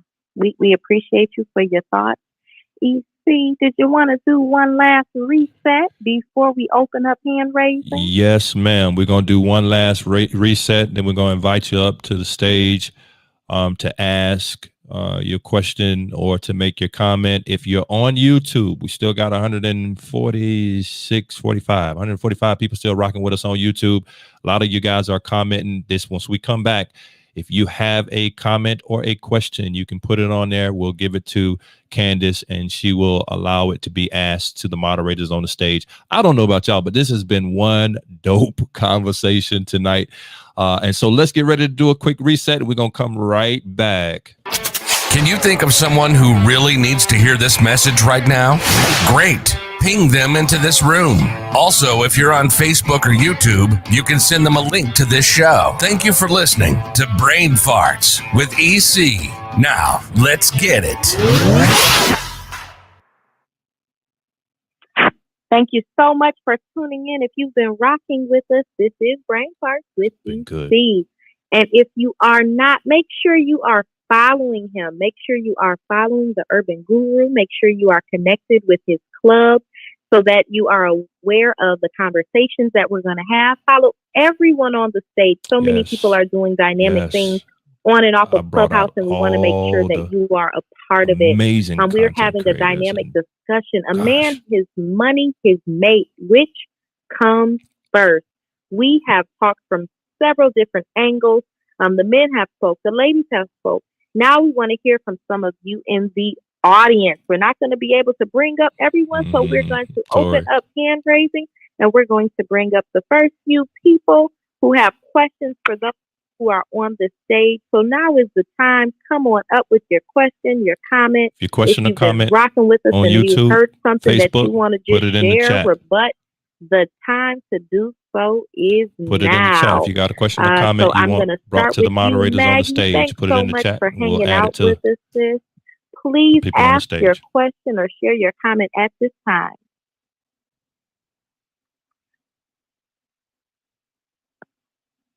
Maggie, are you there? Yes, I am here. I actually just chimed in because of the topic. But I'm not really sure what exactly you guys left off of or what the last question was. So I'm definitely down to chime in though. So let me know. Awesome. Okay, yep. So we're just talking a man, his money, his mate, which comes first.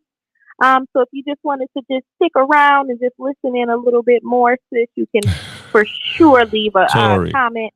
Once those who want to chime in do, or if you have a question. Do not. But yeah, if you have anything to add to the topic, feel free to do that as well. Just wanted to try something different, try something new. Bring what I do from. I do a lot of YouTube shows and other shows. I want to try to bring Clubhouse. How's everybody doing? Format. So I just chimed in as well, and I feel like this is a really good topic because this is a conversation that really needs to be had. But you know, as far as like what comes first, a man, the money, or the mate, you know, I would say the money has to come before the mate, before a certain degree, because as a man, your job is to provide. How are you going to provide if you're not making money?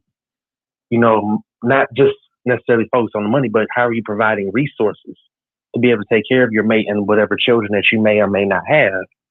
So yeah, I would say the money comes first, you know, priorities first, you know, your purpose as a man should come first. That's how you get the mate. Okay, you said your purpose, your priorities. Do you think as a provider, I know we are taught that men are supposed to bring, the income, they're supposed to be the breadwinners. Do you think that if he dates before he is at that state where he's financially stable, comfortable, do you think it's irresponsible if he just starts dating before that? I would say it's only irresponsible if he's not working towards something. Okay. You know, if you just still living at your mama house smoking weed in the basement and you trying to date, no. But if you're working towards something, that's good. You may be working towards something. You may be trying to start a business, or you're in school trying to educate yourself. Then yeah, by all means, do what you do. Right. Work towards something. Playing those mixtapes. Thank you, Nate. We love to see it. Out the trunk of the car. Out the trunk of the car. You got to be a business on wheels. In your mama basement. Wadaline, I'm so sorry if I am mispronouncing your name. Please correct me. But now is the time for you to ask your question or share your comment. Okay, yeah. So, my name is Wadaline. Thank you for bringing me up to the stage. I definitely love the topic. I think this is absolutely amazing. I came in onto it on EC's Facebook, and I was like, oh, sure, I have to get into the room. But this is definitely great. I appreciate the moderators really giving their insight on the topic as well. So I would like to say, as far as like the male perspective of the money, the bag coming first, or the woman, is ideally the bag. Yeah, the conversation is It's great. the bag first. Thank you, because Tori. the woman's not really going to stick around if there's no money. And then I believe, she's not here anymore, but she touched on a woman that is tasting the bag. Thanks for rocking out and with how it can be difficult as far as dating and finding a mate while also pursuing the bag. And I think I agree where it kind of is trying to do some new stuff with women, Coffee. Because with men, they can taste the bag and they have women flocking to them because the woman sees the powerful, successful man, so it's more attractive. Versus on the other end, where a woman, if she's tasting the bag, she's focused on the bag, she's automatically going to go to business first. So I definitely agree with those points. I don't have a question per se, but yeah, I just wanted to add my little 2 cents. Thank you. Yeah, we appreciate it. Rashad, hey, welcome to the stage. Did you have a question or a comment? I was just going to make a comment. Thank you for inviting me to the stage. Very good topic. Outstanding topic, as a matter of fact.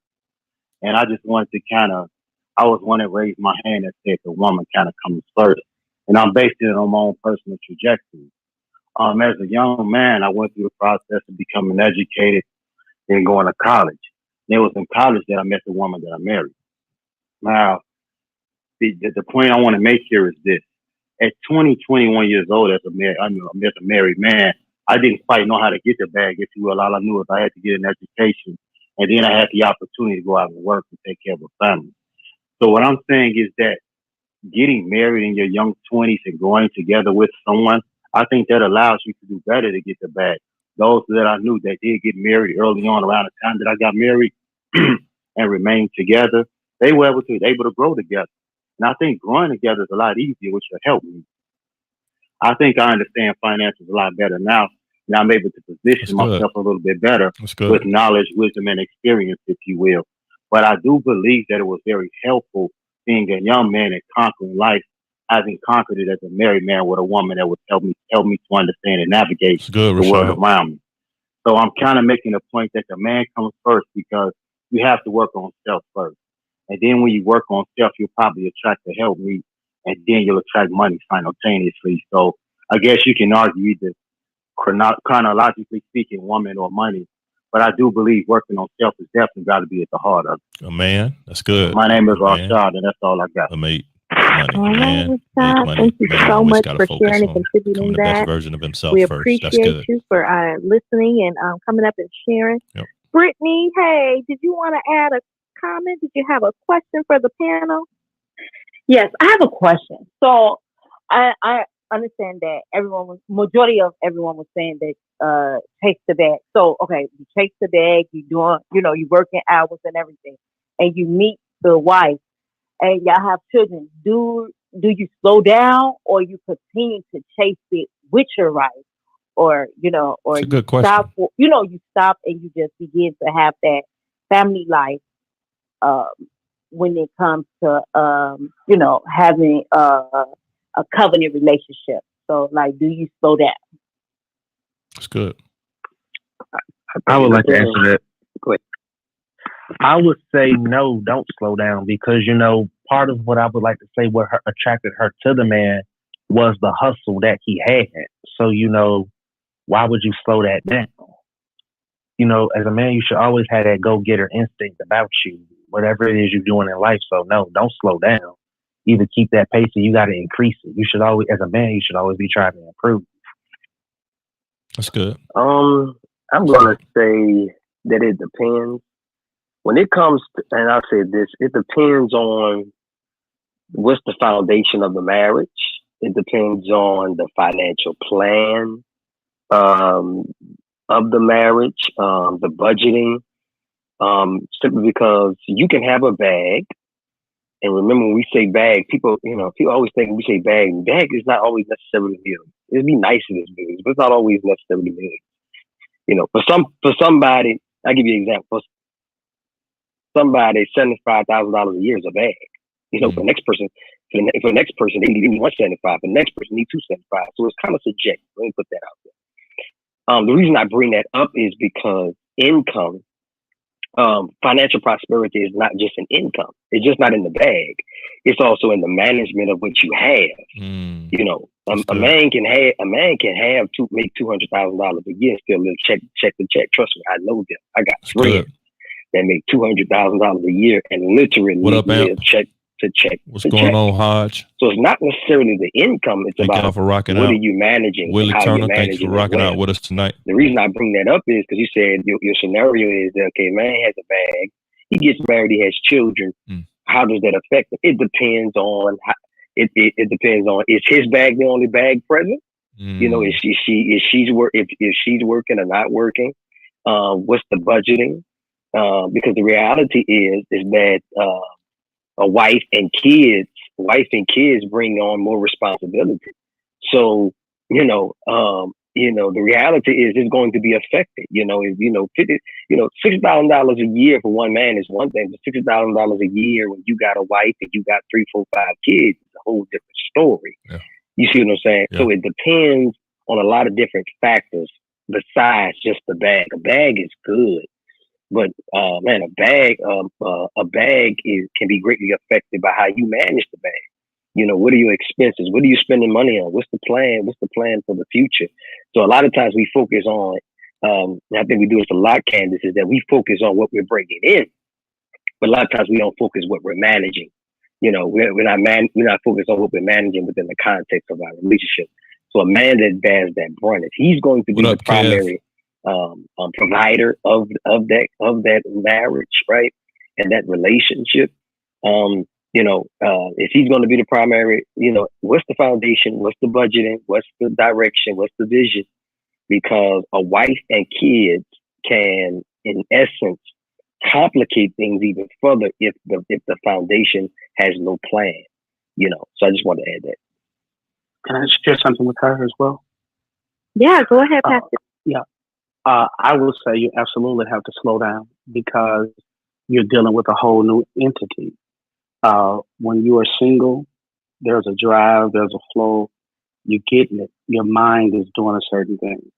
But just the mere fact that you now are living with a whole nother human who was not a part of the drive, the dedication, I could stay up all night. I ain't worrying about no food right now. I got to get it like I live. I eat what I can, like all these things. But then when you invite another person who has to now be considered, and I've been in business since 25 years. And one of the things that really has helped me gain what I have is when I gained the concept that I'll never miss memories trying to make money. Now, of course, we're not talking about just minimum necessities, but a woman, I'm telling you, when you really get into this thing in a certain space and you gone, one will enjoy stuff for a certain while, but you're not dealing with women who can't produce on their own. Mm-hmm. After a while, they begin to look at you like a roommate. They're going to look at you like, because they can get money too. And start saying, what are we doing together? And so I even teach couples sometimes you have to downsize when you decide if the relationship is going to be a priority, because that's what's supposed to happen.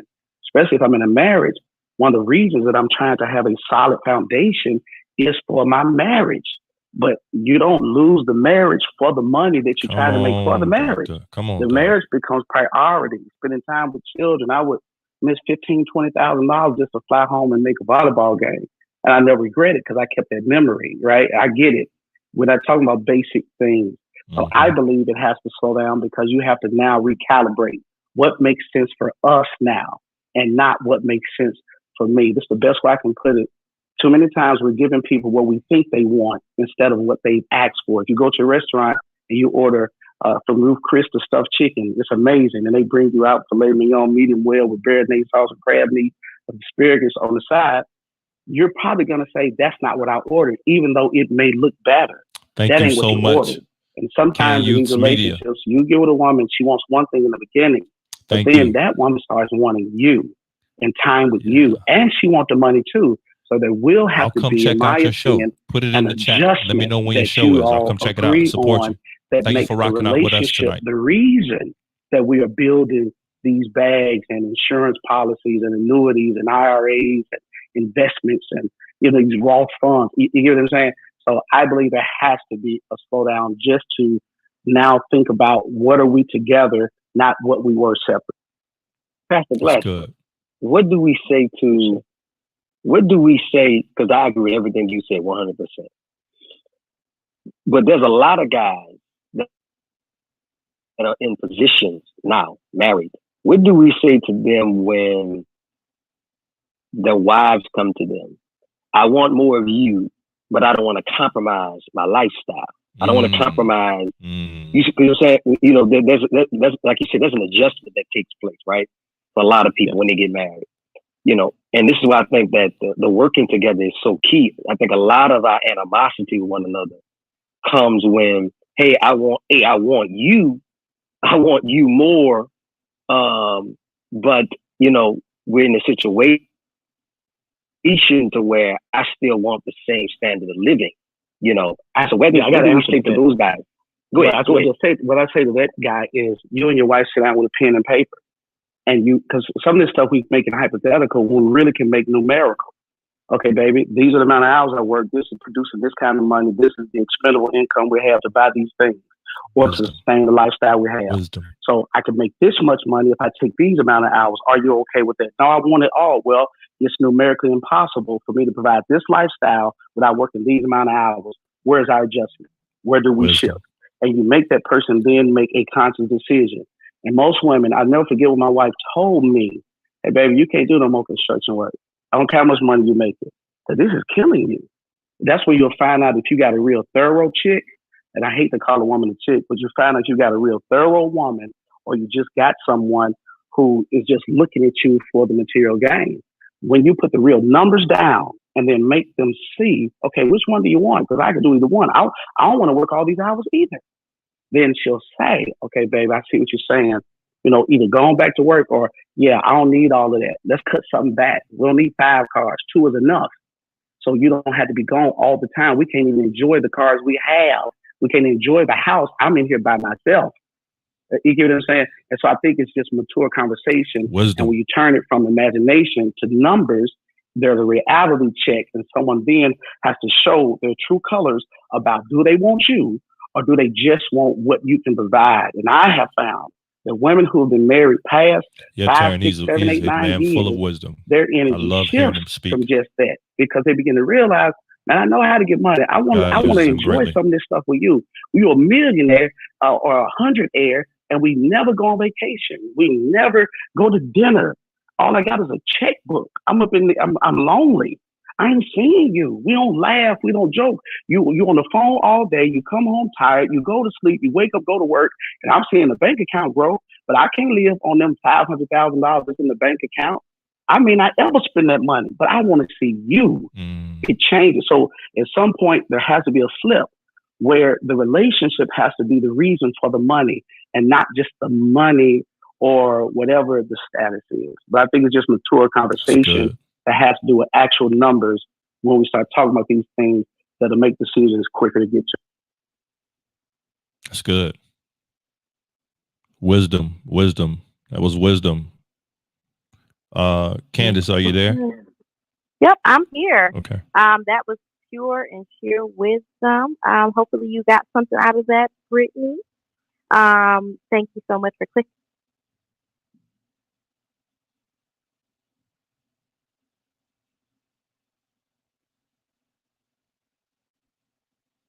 Yeah, is it me? I wanted to see if Laquita, she came up from the audience. I don't know if she's still here. That's Kiki. That's my sister. Come on, Kiki. Oh, go ahead, Kiki.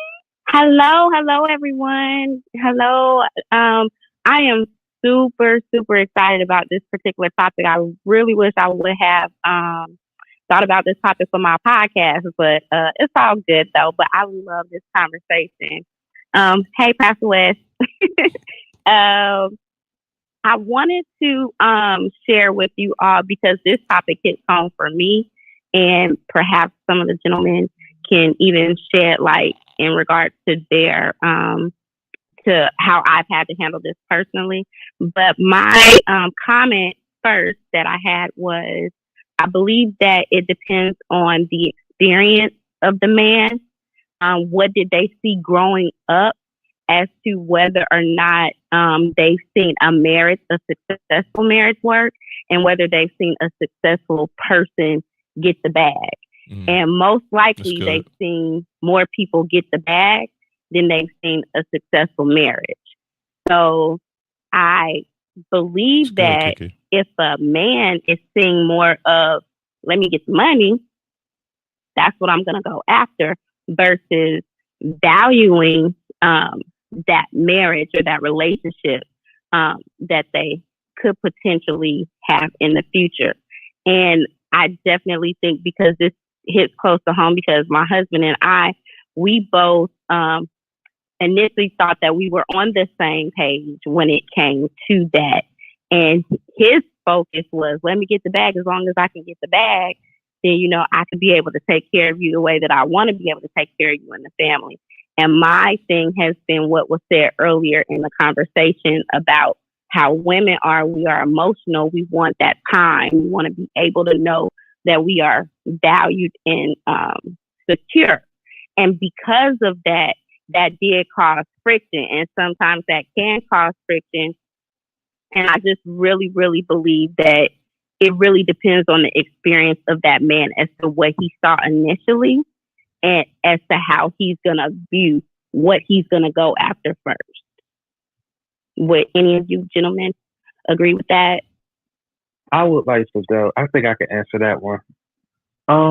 So I was listening to this one podcast, and he one thing he said that really stuck with me was, if you ever really want to understand women, study lobsters, because he's talked about how lobsters, when they go through mating season, they have to basically fight each other, and the winner gets the female lobster, right?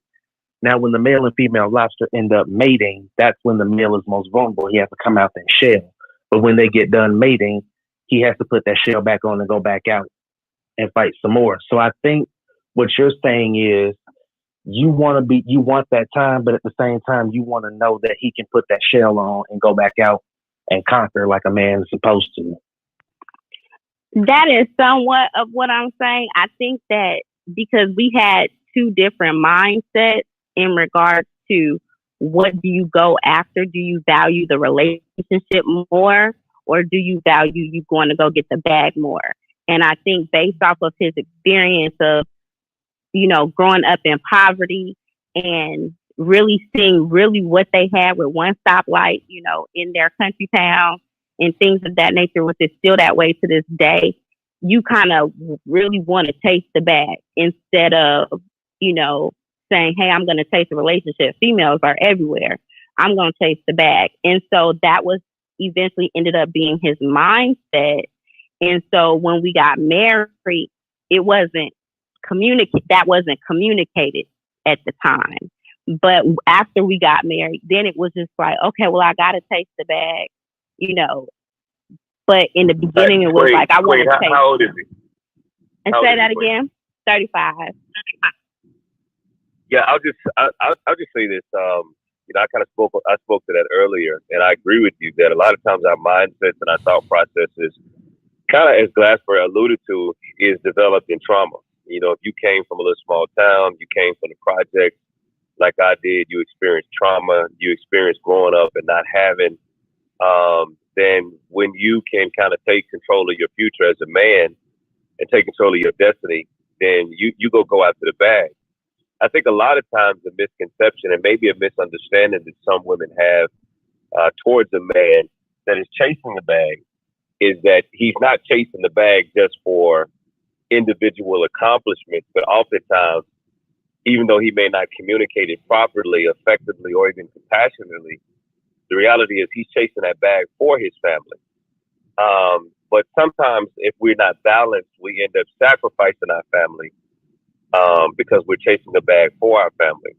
And so the reason I asked how old he is because I am just of the thought process that a man begins to develop and change his thinking, change his strategy, and change his processes. The older he gets, or the more exposed he gets to people that have a balance. I'm 43. I'll be very frank with you. My 35 years old, I was still chasing the bag. That's good. But again, I was running from That's good. the pains of my past. That's real good. And so I would just say, I think that men can change and men can evolve. It's sometimes the way that you express that to them.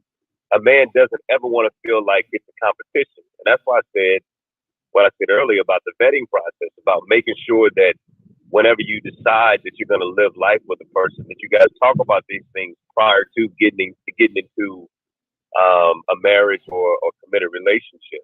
Now, I do realize that some things you feel like you talk about it, but you only talk about it on the surface. And it's not until you're in the relationship that you realize that a person thinks this way towards something. But I think that a mind can change. I think that our values change. The older we get, we start thinking about legacy. Again, at 43, I'm still chasing the bag, but I'm blessed to have a wife that, she got her own business and we chase the bag together, but we don't sacrifice the relationship chasing after the money. I'll tell you something that nobody on this stage knows, all right? And it's really only 4 people in this world that know. But 2 weeks ago, I found myself in the hospital in the emergency room because I was having chest pain. And it's because I was extremely stressed because of my businesses. And it was my wife who made the call that I wasn't going to work for 3 or 4 days. It was at that point that I realized that it wasn't about the bag, but it was about, family and legacy. And at that point, however much money you got, you can't buy help. You can't buy more time. And so I kind of had to reevaluate and kind of realign myself listen to that. Different principles and understand that, yes, chasing this money is good, but what good is the money if I get the money and I'm in a coffin, or if I get the money and I'm laid up in the hospital? And so just give them some time, Queen, because life will happen. Life has a way of changing the way that you think, changing your perspective. And I would just say support them through it. Be patient with them. At 35, I think that we're still extremely overzealous and passionate, but I think it'll get better, Queen. Hopefully that helped and gave you some insight. I appreciate it. Yes, it did, and I am being patient. I love it. Thank you. And Corey, we are praying for you, brother. We did not know. We gotta send the elders over to church with all. Lay hands on the brother. Lay hands on him. Rise up, Lazarus. Rise up. I tell people all the time, listen, King, you know how we are. My business ain't your business, man. I'm gonna get through it. But I was extremely stressed. And I realized in that moment, like, yo, it's okay to step away from the business. And if you've done a good job establishing a business, establishing your team and the foundation, the business should be able to function without your presence. And so, my wife, and let me just say this, if I'm very honest, EC and Candace, if I didn't have a wife, I would have never stayed at home. I'd have still been out working. And, help meet. We gotta get you some golfing clubs, Corey. We gotta get you some golfing clubs. Whoo, that was powerful. It was, geez, you were chasing the bag, but thank God for that wife. And my God, that'll preach right there. That will preach right there. As long as Josh don't preach it, it'll preach. You know what? Let me cancel this order for these golf clubs. Ungrateful. See, you that miss out on your golf club.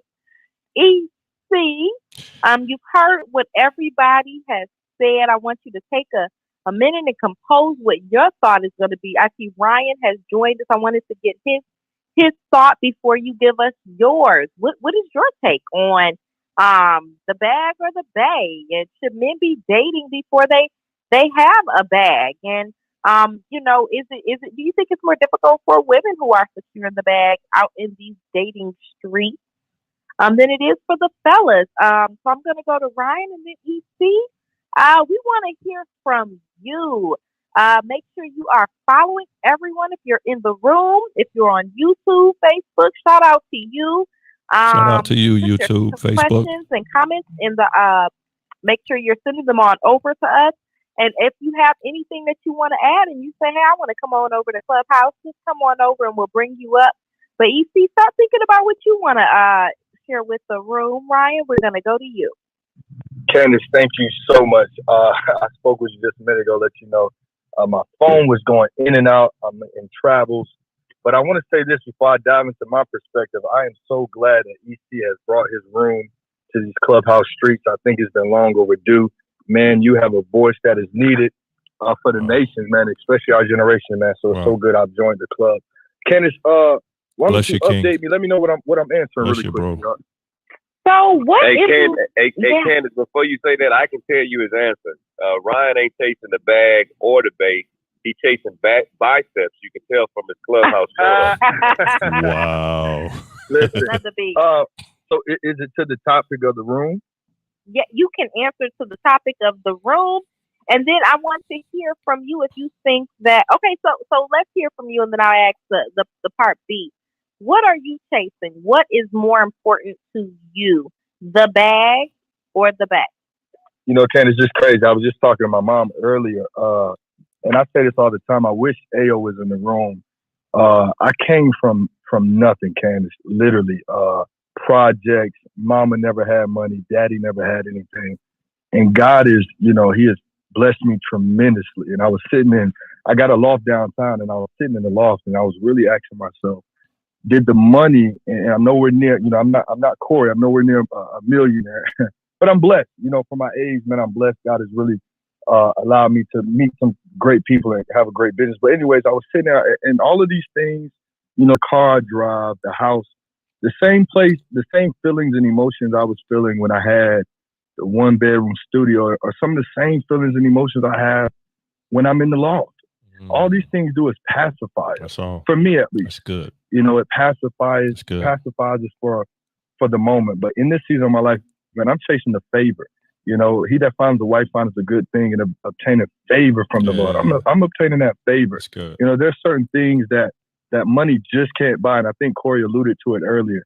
But in this season, you know, I'm chasing the favor that a woman brings because, again, it's no good for me to have these things and I don't have anybody to enjoy it with. So, you know, I'm a little older. I'm 28 now. And so I'm thinking about, you know, things from a whole different perspective. Yeah, I chased the bag in the early 20s, but now it's definitely about the favor that a woman can bring to my life. So I'll answer that in a short answer.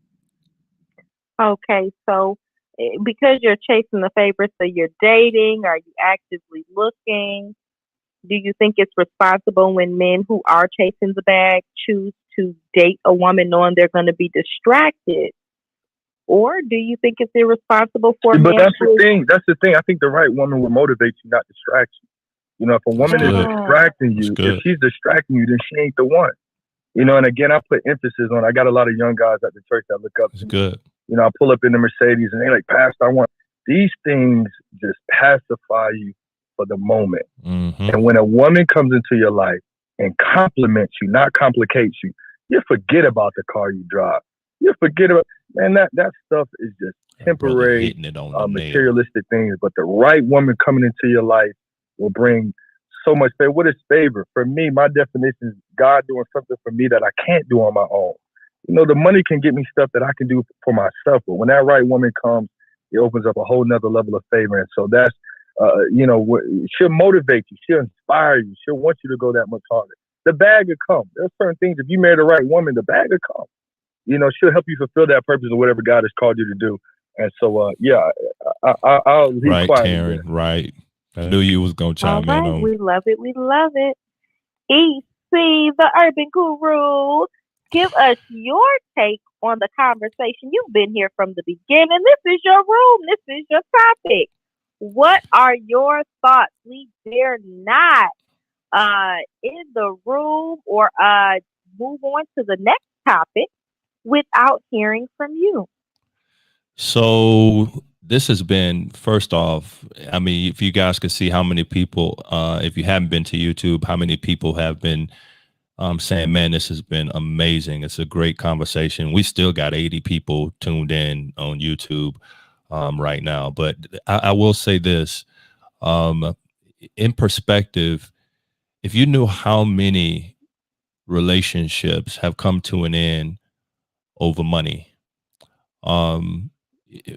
finances, money, wealth, bag, whatever we want to call it, you got to understand that currency was created for the purpose of exchange. God only allowed money to enter the earth to bring people together. And it's the very thing that it's supposed to do that causes separation. And so I'm always going to be a fan. And I'm not even talking about wife, babe, boo, whatever we're saying. I'm going to always be a fan of people over money. So to answer the question, it depends on what you value. Your value system determines priority. If you find value in money and the things that it can provide, then you're going to place value above not just the woman. You're going to place money above people. You're going to place that value above people. If you really value people, human interaction, relationship, when God said that he gave his only begotten, he invested everything into people. He loved the world that much. The money comes and goes. I hear Pastor Glasper in my spirit right now saying, man, that junk come and go. It's an ebb and flow to money. You have it today, you can get rid of it and lose it tomorrow. That's how money works. You talk to any millionaire, Corey, they've lost it multiple times and gained it back. And so I've just always been a proponent of people. I teach my son, if you chase the bag, you're going to be chasing the bag the rest of your life. Bible say the man put money in bags with holes in it. You know why? Because we're never satisfied. You earn $1 million. $1 million is not enough. You'll start looking for 2. You know why? Because when you get 2 million, you get into a club where everybody got 5. And now 2 million is not enough. You want to be in the club that everybody got 5. 5 million is what you need. And so I've always been a person, Candace, who believed that when it comes to relationship, man, you cannot replace people. I'm going to put my mama above the bag. I'm going to put my homeboy above the bag. I'm going to put my wife above my kid. Everything is going to come above the bag. And here's the funny thing. As long as I've lived that way, the bag has never been a problem. I believe this, and this is just me, y'all. I believe that the failure of the Black community, and Corey, you heard me say this in the other room, King, you guys heard me say this the other night. I believe that the way we fix the community is to fix the Black man. You want to fix the community, fix the man. The moral fabric of our community is the male. You fix the man, you fix the whole community. Do you know how you fix the man? I believe the way you fix the man is you got to kill 2 things in him, not outside of him. 2 things in him. And not every man have both, but every man has to deal with these 2 things. One is the hoe. If he does not kill the hoe in him, he will never get the bag. I believe when he kills the hoe inside of him, the bag will find its way to him. There's a verse in scripture that says, by the means of a whorish woman, a man is brought to a piece of bread. All throughout scripture, you can find 2 things that have been the failure of man. One of them is a woman, which is not the woman, it's his whorish tendencies. It's what's inside of him. And then the other thing is the hireling, that chasing of a dollar. You can find throughout scripture and throughout history, anytime that they wanted to come into our community and divide our community or destroy our community, there was always somebody who's willing to sell out for $1. You deal with the hireling and you deal with the hoe, you can fix the man and you can fix the community. So I believe, me personally, that it's going to always come down to relationship first before it comes down to money or before it comes down to any type of bag. I said that just to say this. I want to do a room next week. My room next week, Candace, I'm sorry I'm putting you on the spot, but I need you. I'm going to do a room next week called Kill That Hoe. My God. Oh, and we're talking about a garden. We're talking about the Garden School Ministries. Come on here. Come on. Called Kill That Hoe. 1-800-KILL THAT HOE. And fire that hireling. But here's what I want. I want the conversation with men. So King, The brotherhood, I need y'all, because the killing of the hoe has to happen within inside of us. I believe that with everything in me, it was when I stopped being hoish that God started to bless my life, and bless my life with a woman. Watch this, with a wife whose job, and that's why I want the women in the room and the women to be on the stage, because the wife's job is to help you deal with that aspect of you if that's your issue. But the other aspect is the hireling. So we're going to deal with both of those, probably be a 3-4 part series. So next week in this room, Kill That Hoe Part 1. Y'all tune in. I'm talking to y'all on Facebook and YouTube too. Y'all tune in, because we're going to deal with what causes us to fall apart so often. You know how many relationships have failed over whorish tendencies, how many relationships has failed over finances. You got to deal with both, and God have seen you favor like you've never seen before. And so I'm sorry, I had to just throw that in there because it was in my spirit. Yeah, man. No, I love it. I love it. We have to aim to be whole, not whole. And so I'm looking forward to that conversation. I need some t-shirts. So I had a quick question. So when you chase that bag and you sell out for that bag, and when you have that hoe inside of you, couldn't we argue that both are hoish tendencies? I'm just Doc, let me listen. George Bloomer wrote a book. Bishop George Bloomer wrote a book. And the book was entitled "Pimps in the Pulpit." That was the title of the book. And then at that time, I was doing some work with George on some stuff with his youth. I used to be a youth pastor back in those days. I was doing some stuff with him on youth ministry. But what God showed me, he said, now, if it's pimps in the pulpit, there's prostitutes in the pews. So the pimp is the hoe, not the pimp, but the prostitute's the hoe. The pimp is the hireling. And so, yes, that they go hand in hand, King. If I'm answering your question correct, yes, they go. Both of them are tendencies that we got to deal with within us. And if we don't deal with them, we'll never. I don't care how successful you are. If you still have hoish tendencies and you're a hireling chasing that bag, and you're willing to sell out people for it, because it's all about people. If you're willing to do that, I don't care how successful you are, you still have not reached the level of success that God has for you. Because he will not bless, I believe, a man until he deals with those things with the level of success that he really wants to bless man with. You see, man, you just got a word, bro. Yeah, man. That was dope, bro. The whole word, man. As you were talking, I'm sitting there thinking, to King's point, me getting married, my wife has actually saved me money. Because, and this is maybe from a whole different perspective, King, but the reality is, when I was single, bless you, Crystal. King, you seen the video I did about 2 weeks ago. You seen my closet. I got 60 pair of red bottoms. Man. I got 60 pair of red bottoms, Louis and Gucci and Prada. But my wife came along. Can't use media. My wife got me longer. No offense or buts about it. She like, look, bro, it could be stronger with money, no question. You don't have but it can't be the foundation. To do that. And so I think that the right woman will make a man save money. But and I fundamentally agree with you, bro. Like, my life has gone to another level ever since I dealt with that hoe and that hireling. So, man, I appreciate that, MC, man. Listen, brother. Listen to me, brother. You gotta watch out. Corey might try and hurry up and get a website. A shirt. You gotta go get a website. You gotta watch him. You're copyrighted for a website. Listen, Corey. All throughout scripture, God dealt me with this a while ago. All throughout scripture, man, go look throughout scripture.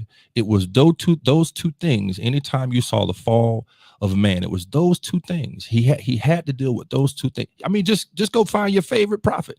I mean, it's every time, over and over again, it was either that hoish tendency in him or hireling. And if we deal with those, man, we experience God's greatest gifts, which is the woman. Believe it or not, that woman can help, which is like you said, with both of those. She can help you deal with the hireling in you by helping you chase the bag. She can also help you deal with the hoe in you by making sure that you. I heard somebody say this, I don't know if it was Joe Global or rather it was Corey, but one of the ladies on the stage. But I thought it was profound. They said this: your wife can make sure that you leave the house with your stomach full.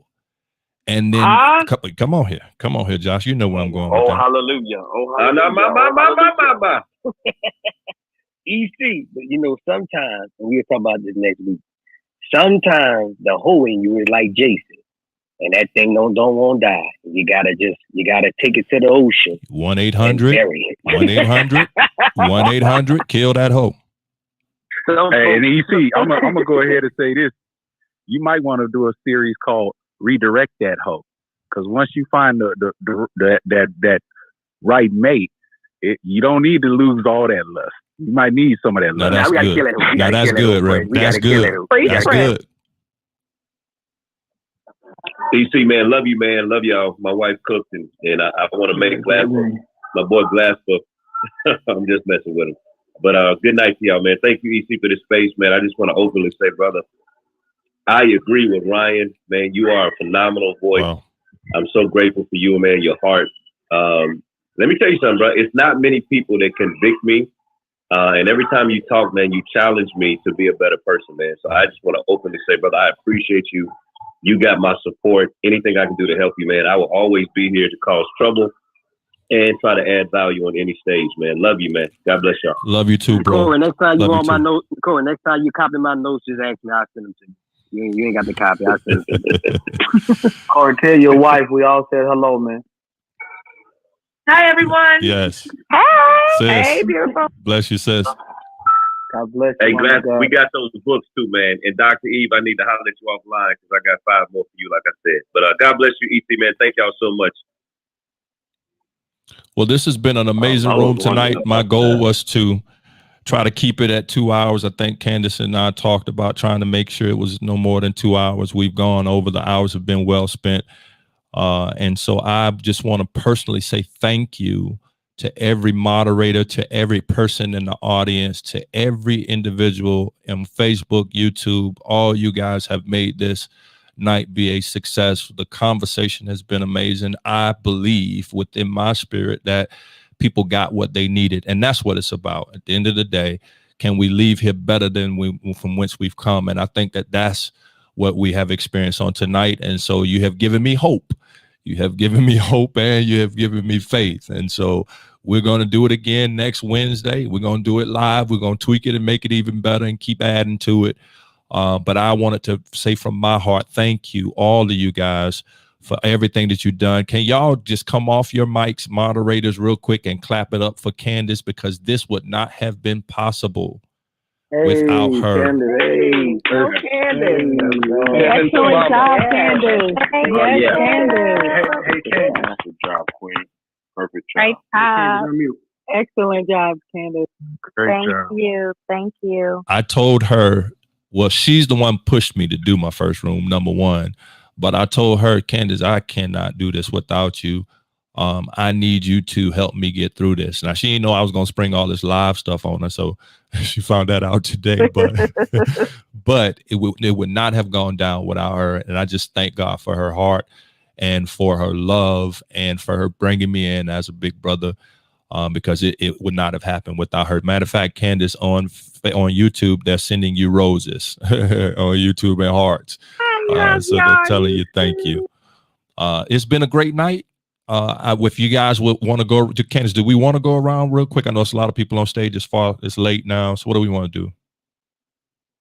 I definitely think we can, but I just want to say to everyone, thank you so much, EC. This was phenomenal. EC said, I can't do this without you. And I think EC did a phenomenal job. So clap it up for my brother, EC. For having a vision and sticking to it and bringing it to pass. Yes, so many of us have visions. We have ideas, dreams, things that we want to do. And the only thing that will set you apart from someone who does it is the fact that they went through with it. So I encourage anyone who has something in their heart that they want to see come to fruition to just do it. Yeah. Look at all that we saw today. Great dialogue. Great perspective, and I hope you all learned. I learned so much. I do want to give everyone on the stage an opportunity to share. We'll just go popcorn style. If you have something specific that you want to share that you have going on, if you want to direct people to your Facebook or your Instagram before we close, now is the time to just go ahead, unmute, jump in, and then we will let you all go. Hey, this is King. Great, King. Yeah, real quick, Josh. I just want to say to everyone in the room, please understand what's going on. EC is powerful, man. EC is powerful. Wow. I think you're doing yourself a disservice if you're not following him. So let's go ahead and do it together as a family. So go ahead and hit that follow button. So click on his profile picture. Let's hit that follow button. But don't only hit the follow button. There's a bell notification right next to it. So tap that bell notification and hit always. That's a true follow. So usually when you follow someone, you don't get the notifications as often. So when you hit that bell, hit always, you'll get the notification to the next room. That room is going to be crazy. We're going to have a lot of fun. Yeah. So definitely make sure you're following EC. I appreciate you for inviting me, brother. Thank you. Thank you, King. Thank you, King. Love you, bro. Hey, EC, man. You see King picture, man? Look at King, man, in this picture, man. King looking all studious. Let me refresh. I like that picture, King. I like that picture, man. That's dope. Listen, guys. We're doing closing remarks. Oh, listen. My name is Joshua, and Candace said that we want to redirect you. So my name is Candace. I want to redirect you to G. I'm playing. Listen. My name is Joshua. Listen, follow me here. Follow me on Instagram. I love this conversation. Love being with my people tonight. A lot of my brothers up here. Listen, guys. We do this all the time. We kick it. We laugh. We have fun in public and off public as well. So much love. EC, this is Coffee. This is, man, first of all, I'm super proud of you for going ahead and following through with having this room. And Candace, I truly salute you for being that bridge to definitely get EC across to this particular space and start that quest and journey to continue to add more value. EC knows me. I am pro the Black family. As you guys already know, some of you don't. My husband passed away at the age of 44, and that has always been it transformed Crystal. My whole thought about so men of color in totality. Edith. So I salute every single man that's in this room Karen. that came in, that has shared their heart, has expressed their thoughts, the transparency, the integrity. It's been said so many times that there's no good Black men. This room is a example that there are consistently incredible Black men in the spaces of the world. We just may not have tapped into them or seen them personally, but now we're experiencing it firsthand. So definitely any lady in the room that had lost hope or faith that there were no Black men that were upstanding, integrous, loyal, consistent, good communicators, effective family men, all those good things, spiritual, all those things. Now you know that they exist and you still have hope for your future. This is P Coffee. Go ahead and connect with me on all social platforms under P Coffee. That's with a K and one E. And I would love to connect with you guys outside of the Clubhouse space and within the Clubhouse space. Yeah, make sure you're following the greenhouse at the top. You see those 3 dots. So make sure you're following the club so you'll know when the club is live and in color, and be certain that you're following EC and all these absolutely incredible moderators that are on the platform. Thank you to everybody that has shared their time and space and added value tonight. This is Mike Claiborne, Prophet Claiborne. EC, you nailed it, man, and I'm so proud of you. I didn't say a lot up here, but I was on YouTube, just sharing back and forth, giving out to Candace always. You didn't hit us with too many things this time, Candace. Usually you stir up the place, but you kind of let. Yeah, she was nice tonight. we waiting for what she. It's his first show, Michael. I had to take it easy on y'all, but next week y'all better. Yeah, you was. I said that. She on the way. But next week I know you're gonna get us all stirred up. So, and to all of the family here. You can find me on all social media platforms. My name is Mike Claiborne, Preacher Prophet, a pastor, evangelist, motivational coach, motivational speaker. I wrote a new book called Her Lap Is Safe Place. Every man want a safe place. Even after getting that bag, he want to have a lap somewhere where he can lay his head and know he can move on to the next day and the next phase of his life. I love Jamaica. Listen, I'm proud of this room. Love everybody up here, man, because these people are some of the most amazing people I met in a long time. And we travel as a team. We travel as a family. So wherever one go, we all follow behind. So I'm excited about it. We need anything. The new workbook is coming out in another week on April 2nd to go with the book. So we just excited about some great things. EC, we rocking with you, man. See you next week. Matter of fact, see you tomorrow. We're going to be together praying for men as well, teaching them how we do that as well. So 5:30. Thank you for this, man. 5:30 tomorrow night, 5:30. Anybody want to hear real men pray? Just like Coffee said, there's real men in there. We pray, so we're going to be coming together along with Dr. E, who's going to be moderating and covering and making sure we go smooth because we ain't got all this together, but she's going to make it look good. So I appreciate her. And EC, myself, some other great men will be up there. All you brothers come over. I know y'all got a prayer life, so we appreciate that. 5:30 tomorrow evening. Hey, EC, I just want to say, brother, I appreciate you doing this room. Man, you embody the spirit of excellence. You're a ball of wisdom, and it seems like every time you come into the room, you bring different perspectives. And so, man, we want to say thank you, man. Everybody follow EC. He will definitely add value to your life. And Candace, I forgive you for skipping over me 30 times, but I still love you.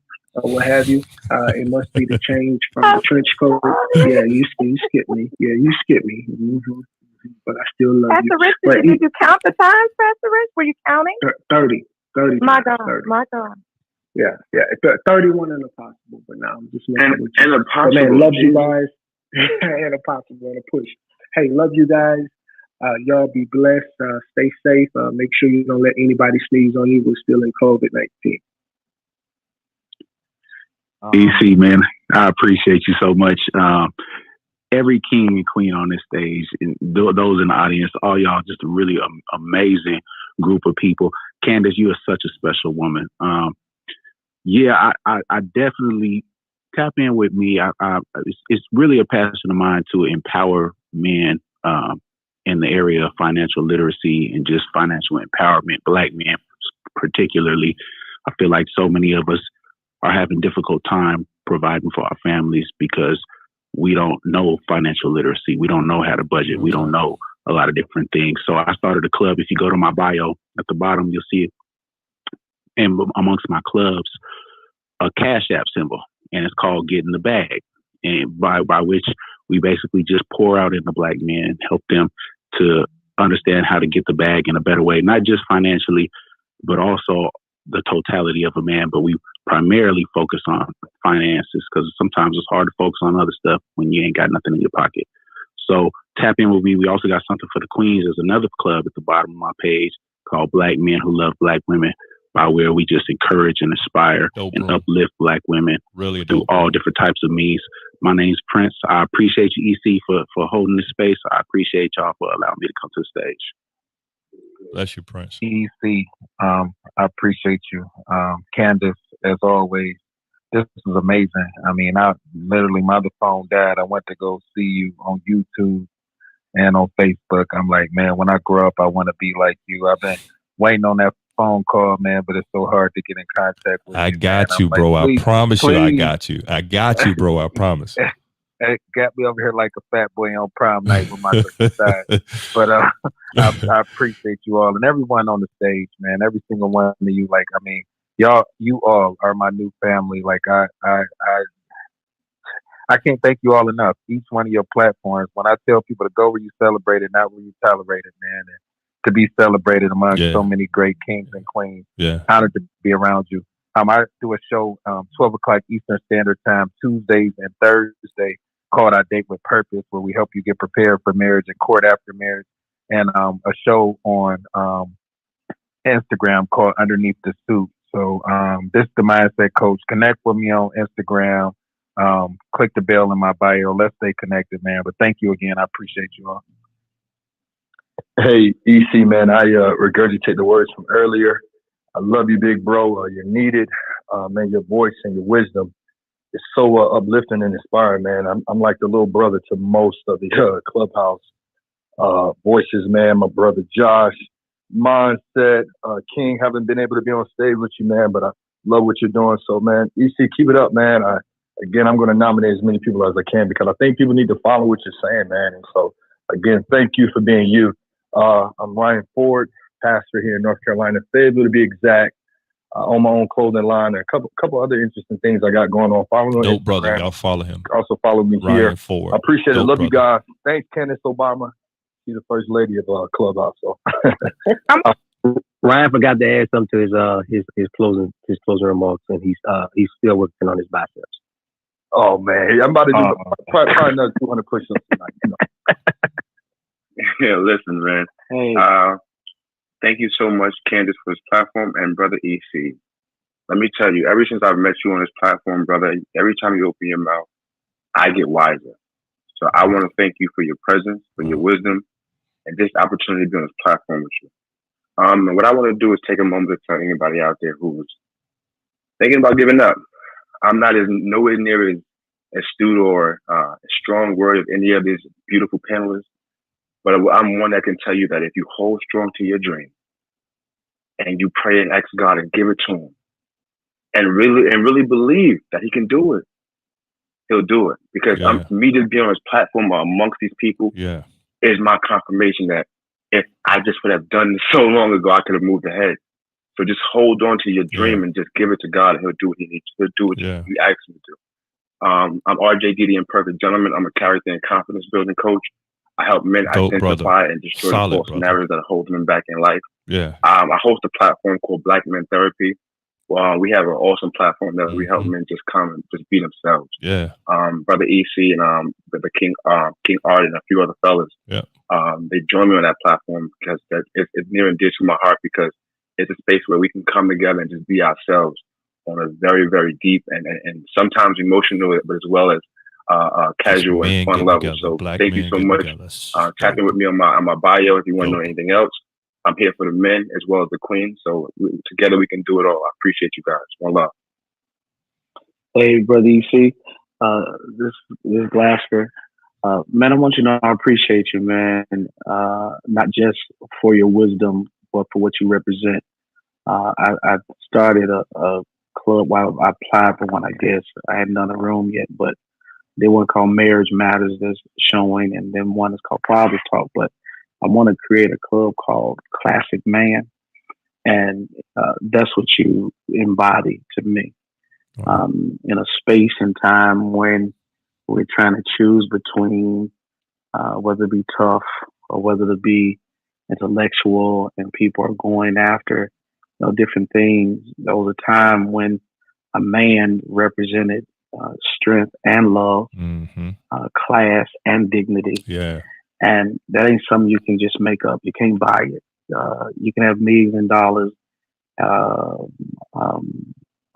all kind of things going for yourself, all kind of degrees, and still have no class. And one thing I love about this room in general, the men, you just see so much class. But you in particular, EC, from the first moment, it couldn't have been more than 60 days. And me, you wind up on kind of the same side of argument sometimes in married men. But really appreciate your voice, appreciate what you stand for, and then appreciate the consistency and the firmness. I really love your ability to agree to disagree even. As gentlemen, we have to learn that, and you just see it over and over and over and over again. Scripture says, blessed are the peacemakers. And I think there's an attribute that we don't always notice in people. There's an incredible thing, and I see that in you.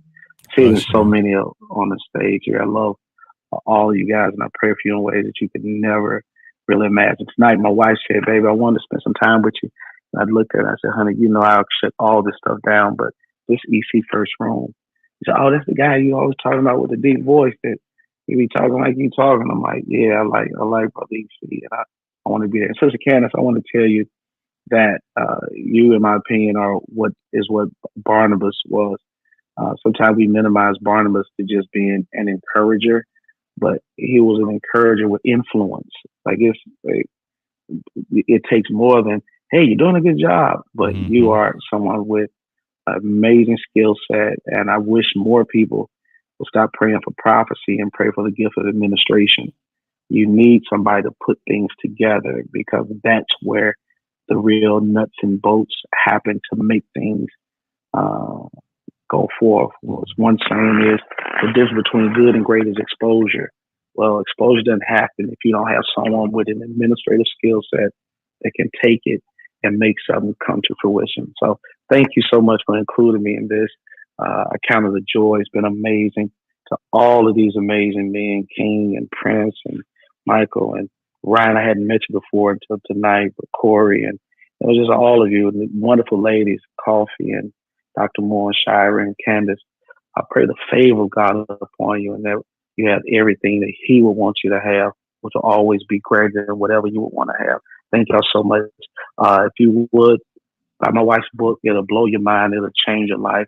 I help people with a whole lot of things. And if I can be of assistance to anybody, reach out to me on Instagram or Facebook or Twitter or somehow. I'm certainly glad to serve. Love you.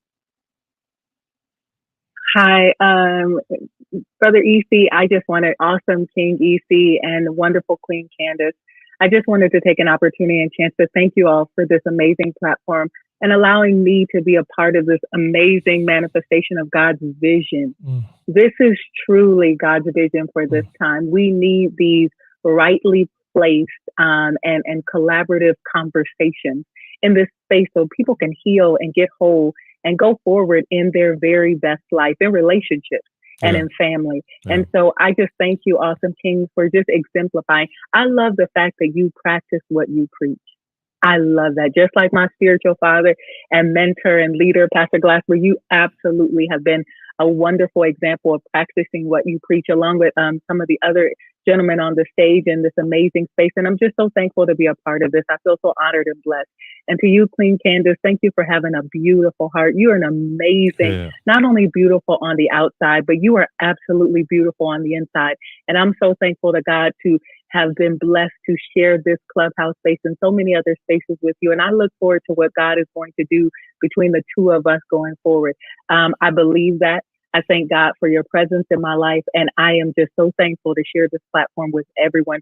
Awesome King, I want to thank you for also King Art for bringing a lot of us together on one stage. And we all kind of converged on Bishop Greg Davis' stage because of you. And I'm so thankful to God for you, King Art, and all the amazingness that God has worked in and through you to bring people together in such a collaborative. So thank you for being that awesome bridge. And thank you guys so much to all the moderators. I love you guys. I appreciate you all so much. You are my extended family and I'm blessed. I'm a better person because of you all. So God bless you all. And thank you again for this awesome stage. Amazing job, EC and Candace.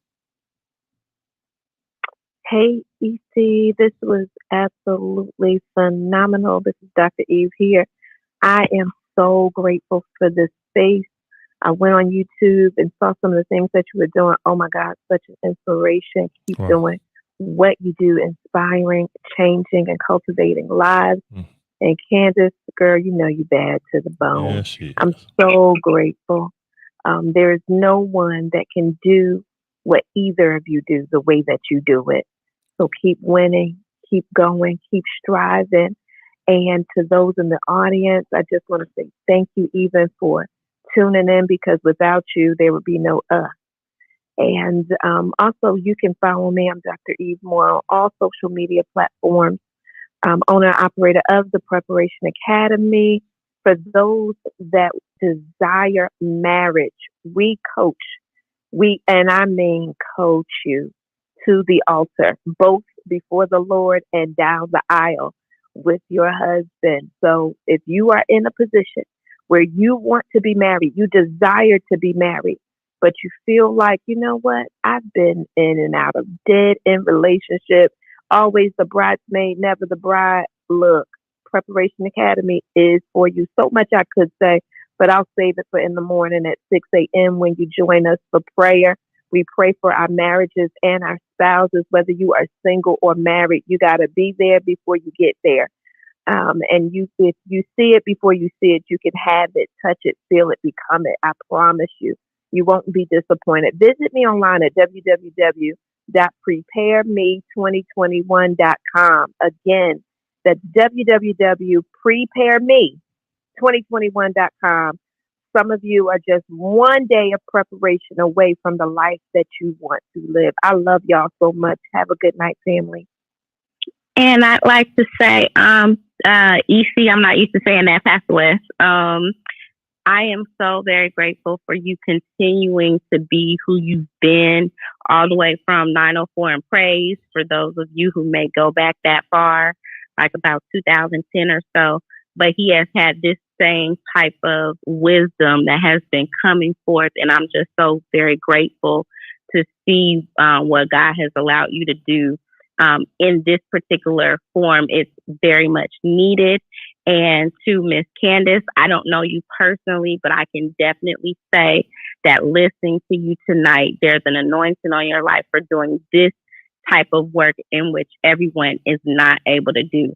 And you guys marry each other very well in regards to this. And so thank you for allowing me to have something to say earlier. I do have a podcast. It's called LOL with Kiki Simone. That's QUISYMONE. You can click on my profile and we talk about real life issues from all different aspects, between relationships, between finances, between just any type of thing that a person can deal with internally and externally. So I just would like for you guys to follow me if you could. And I've already followed everybody that's on tune here, in tomorrow and night, all the moderators. To so I LiT just TV believe show. in connecting We'll with some of you, and hopefully I'll be able to work with some of every you Wednesday soon. night. It's on Clubhouse.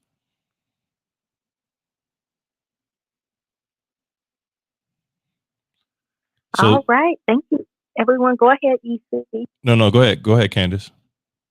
I was just going to thank everyone for sharing, and I'm browsing on the stage, and it looks like everyone got to just say what they were doing. Let's all make sure we're following each other and showing that love and support. Everyone's doing phenomenal things here, so let's stay connected. Tonight has been such a treat, and I'm just going to throw it on over to you, EC.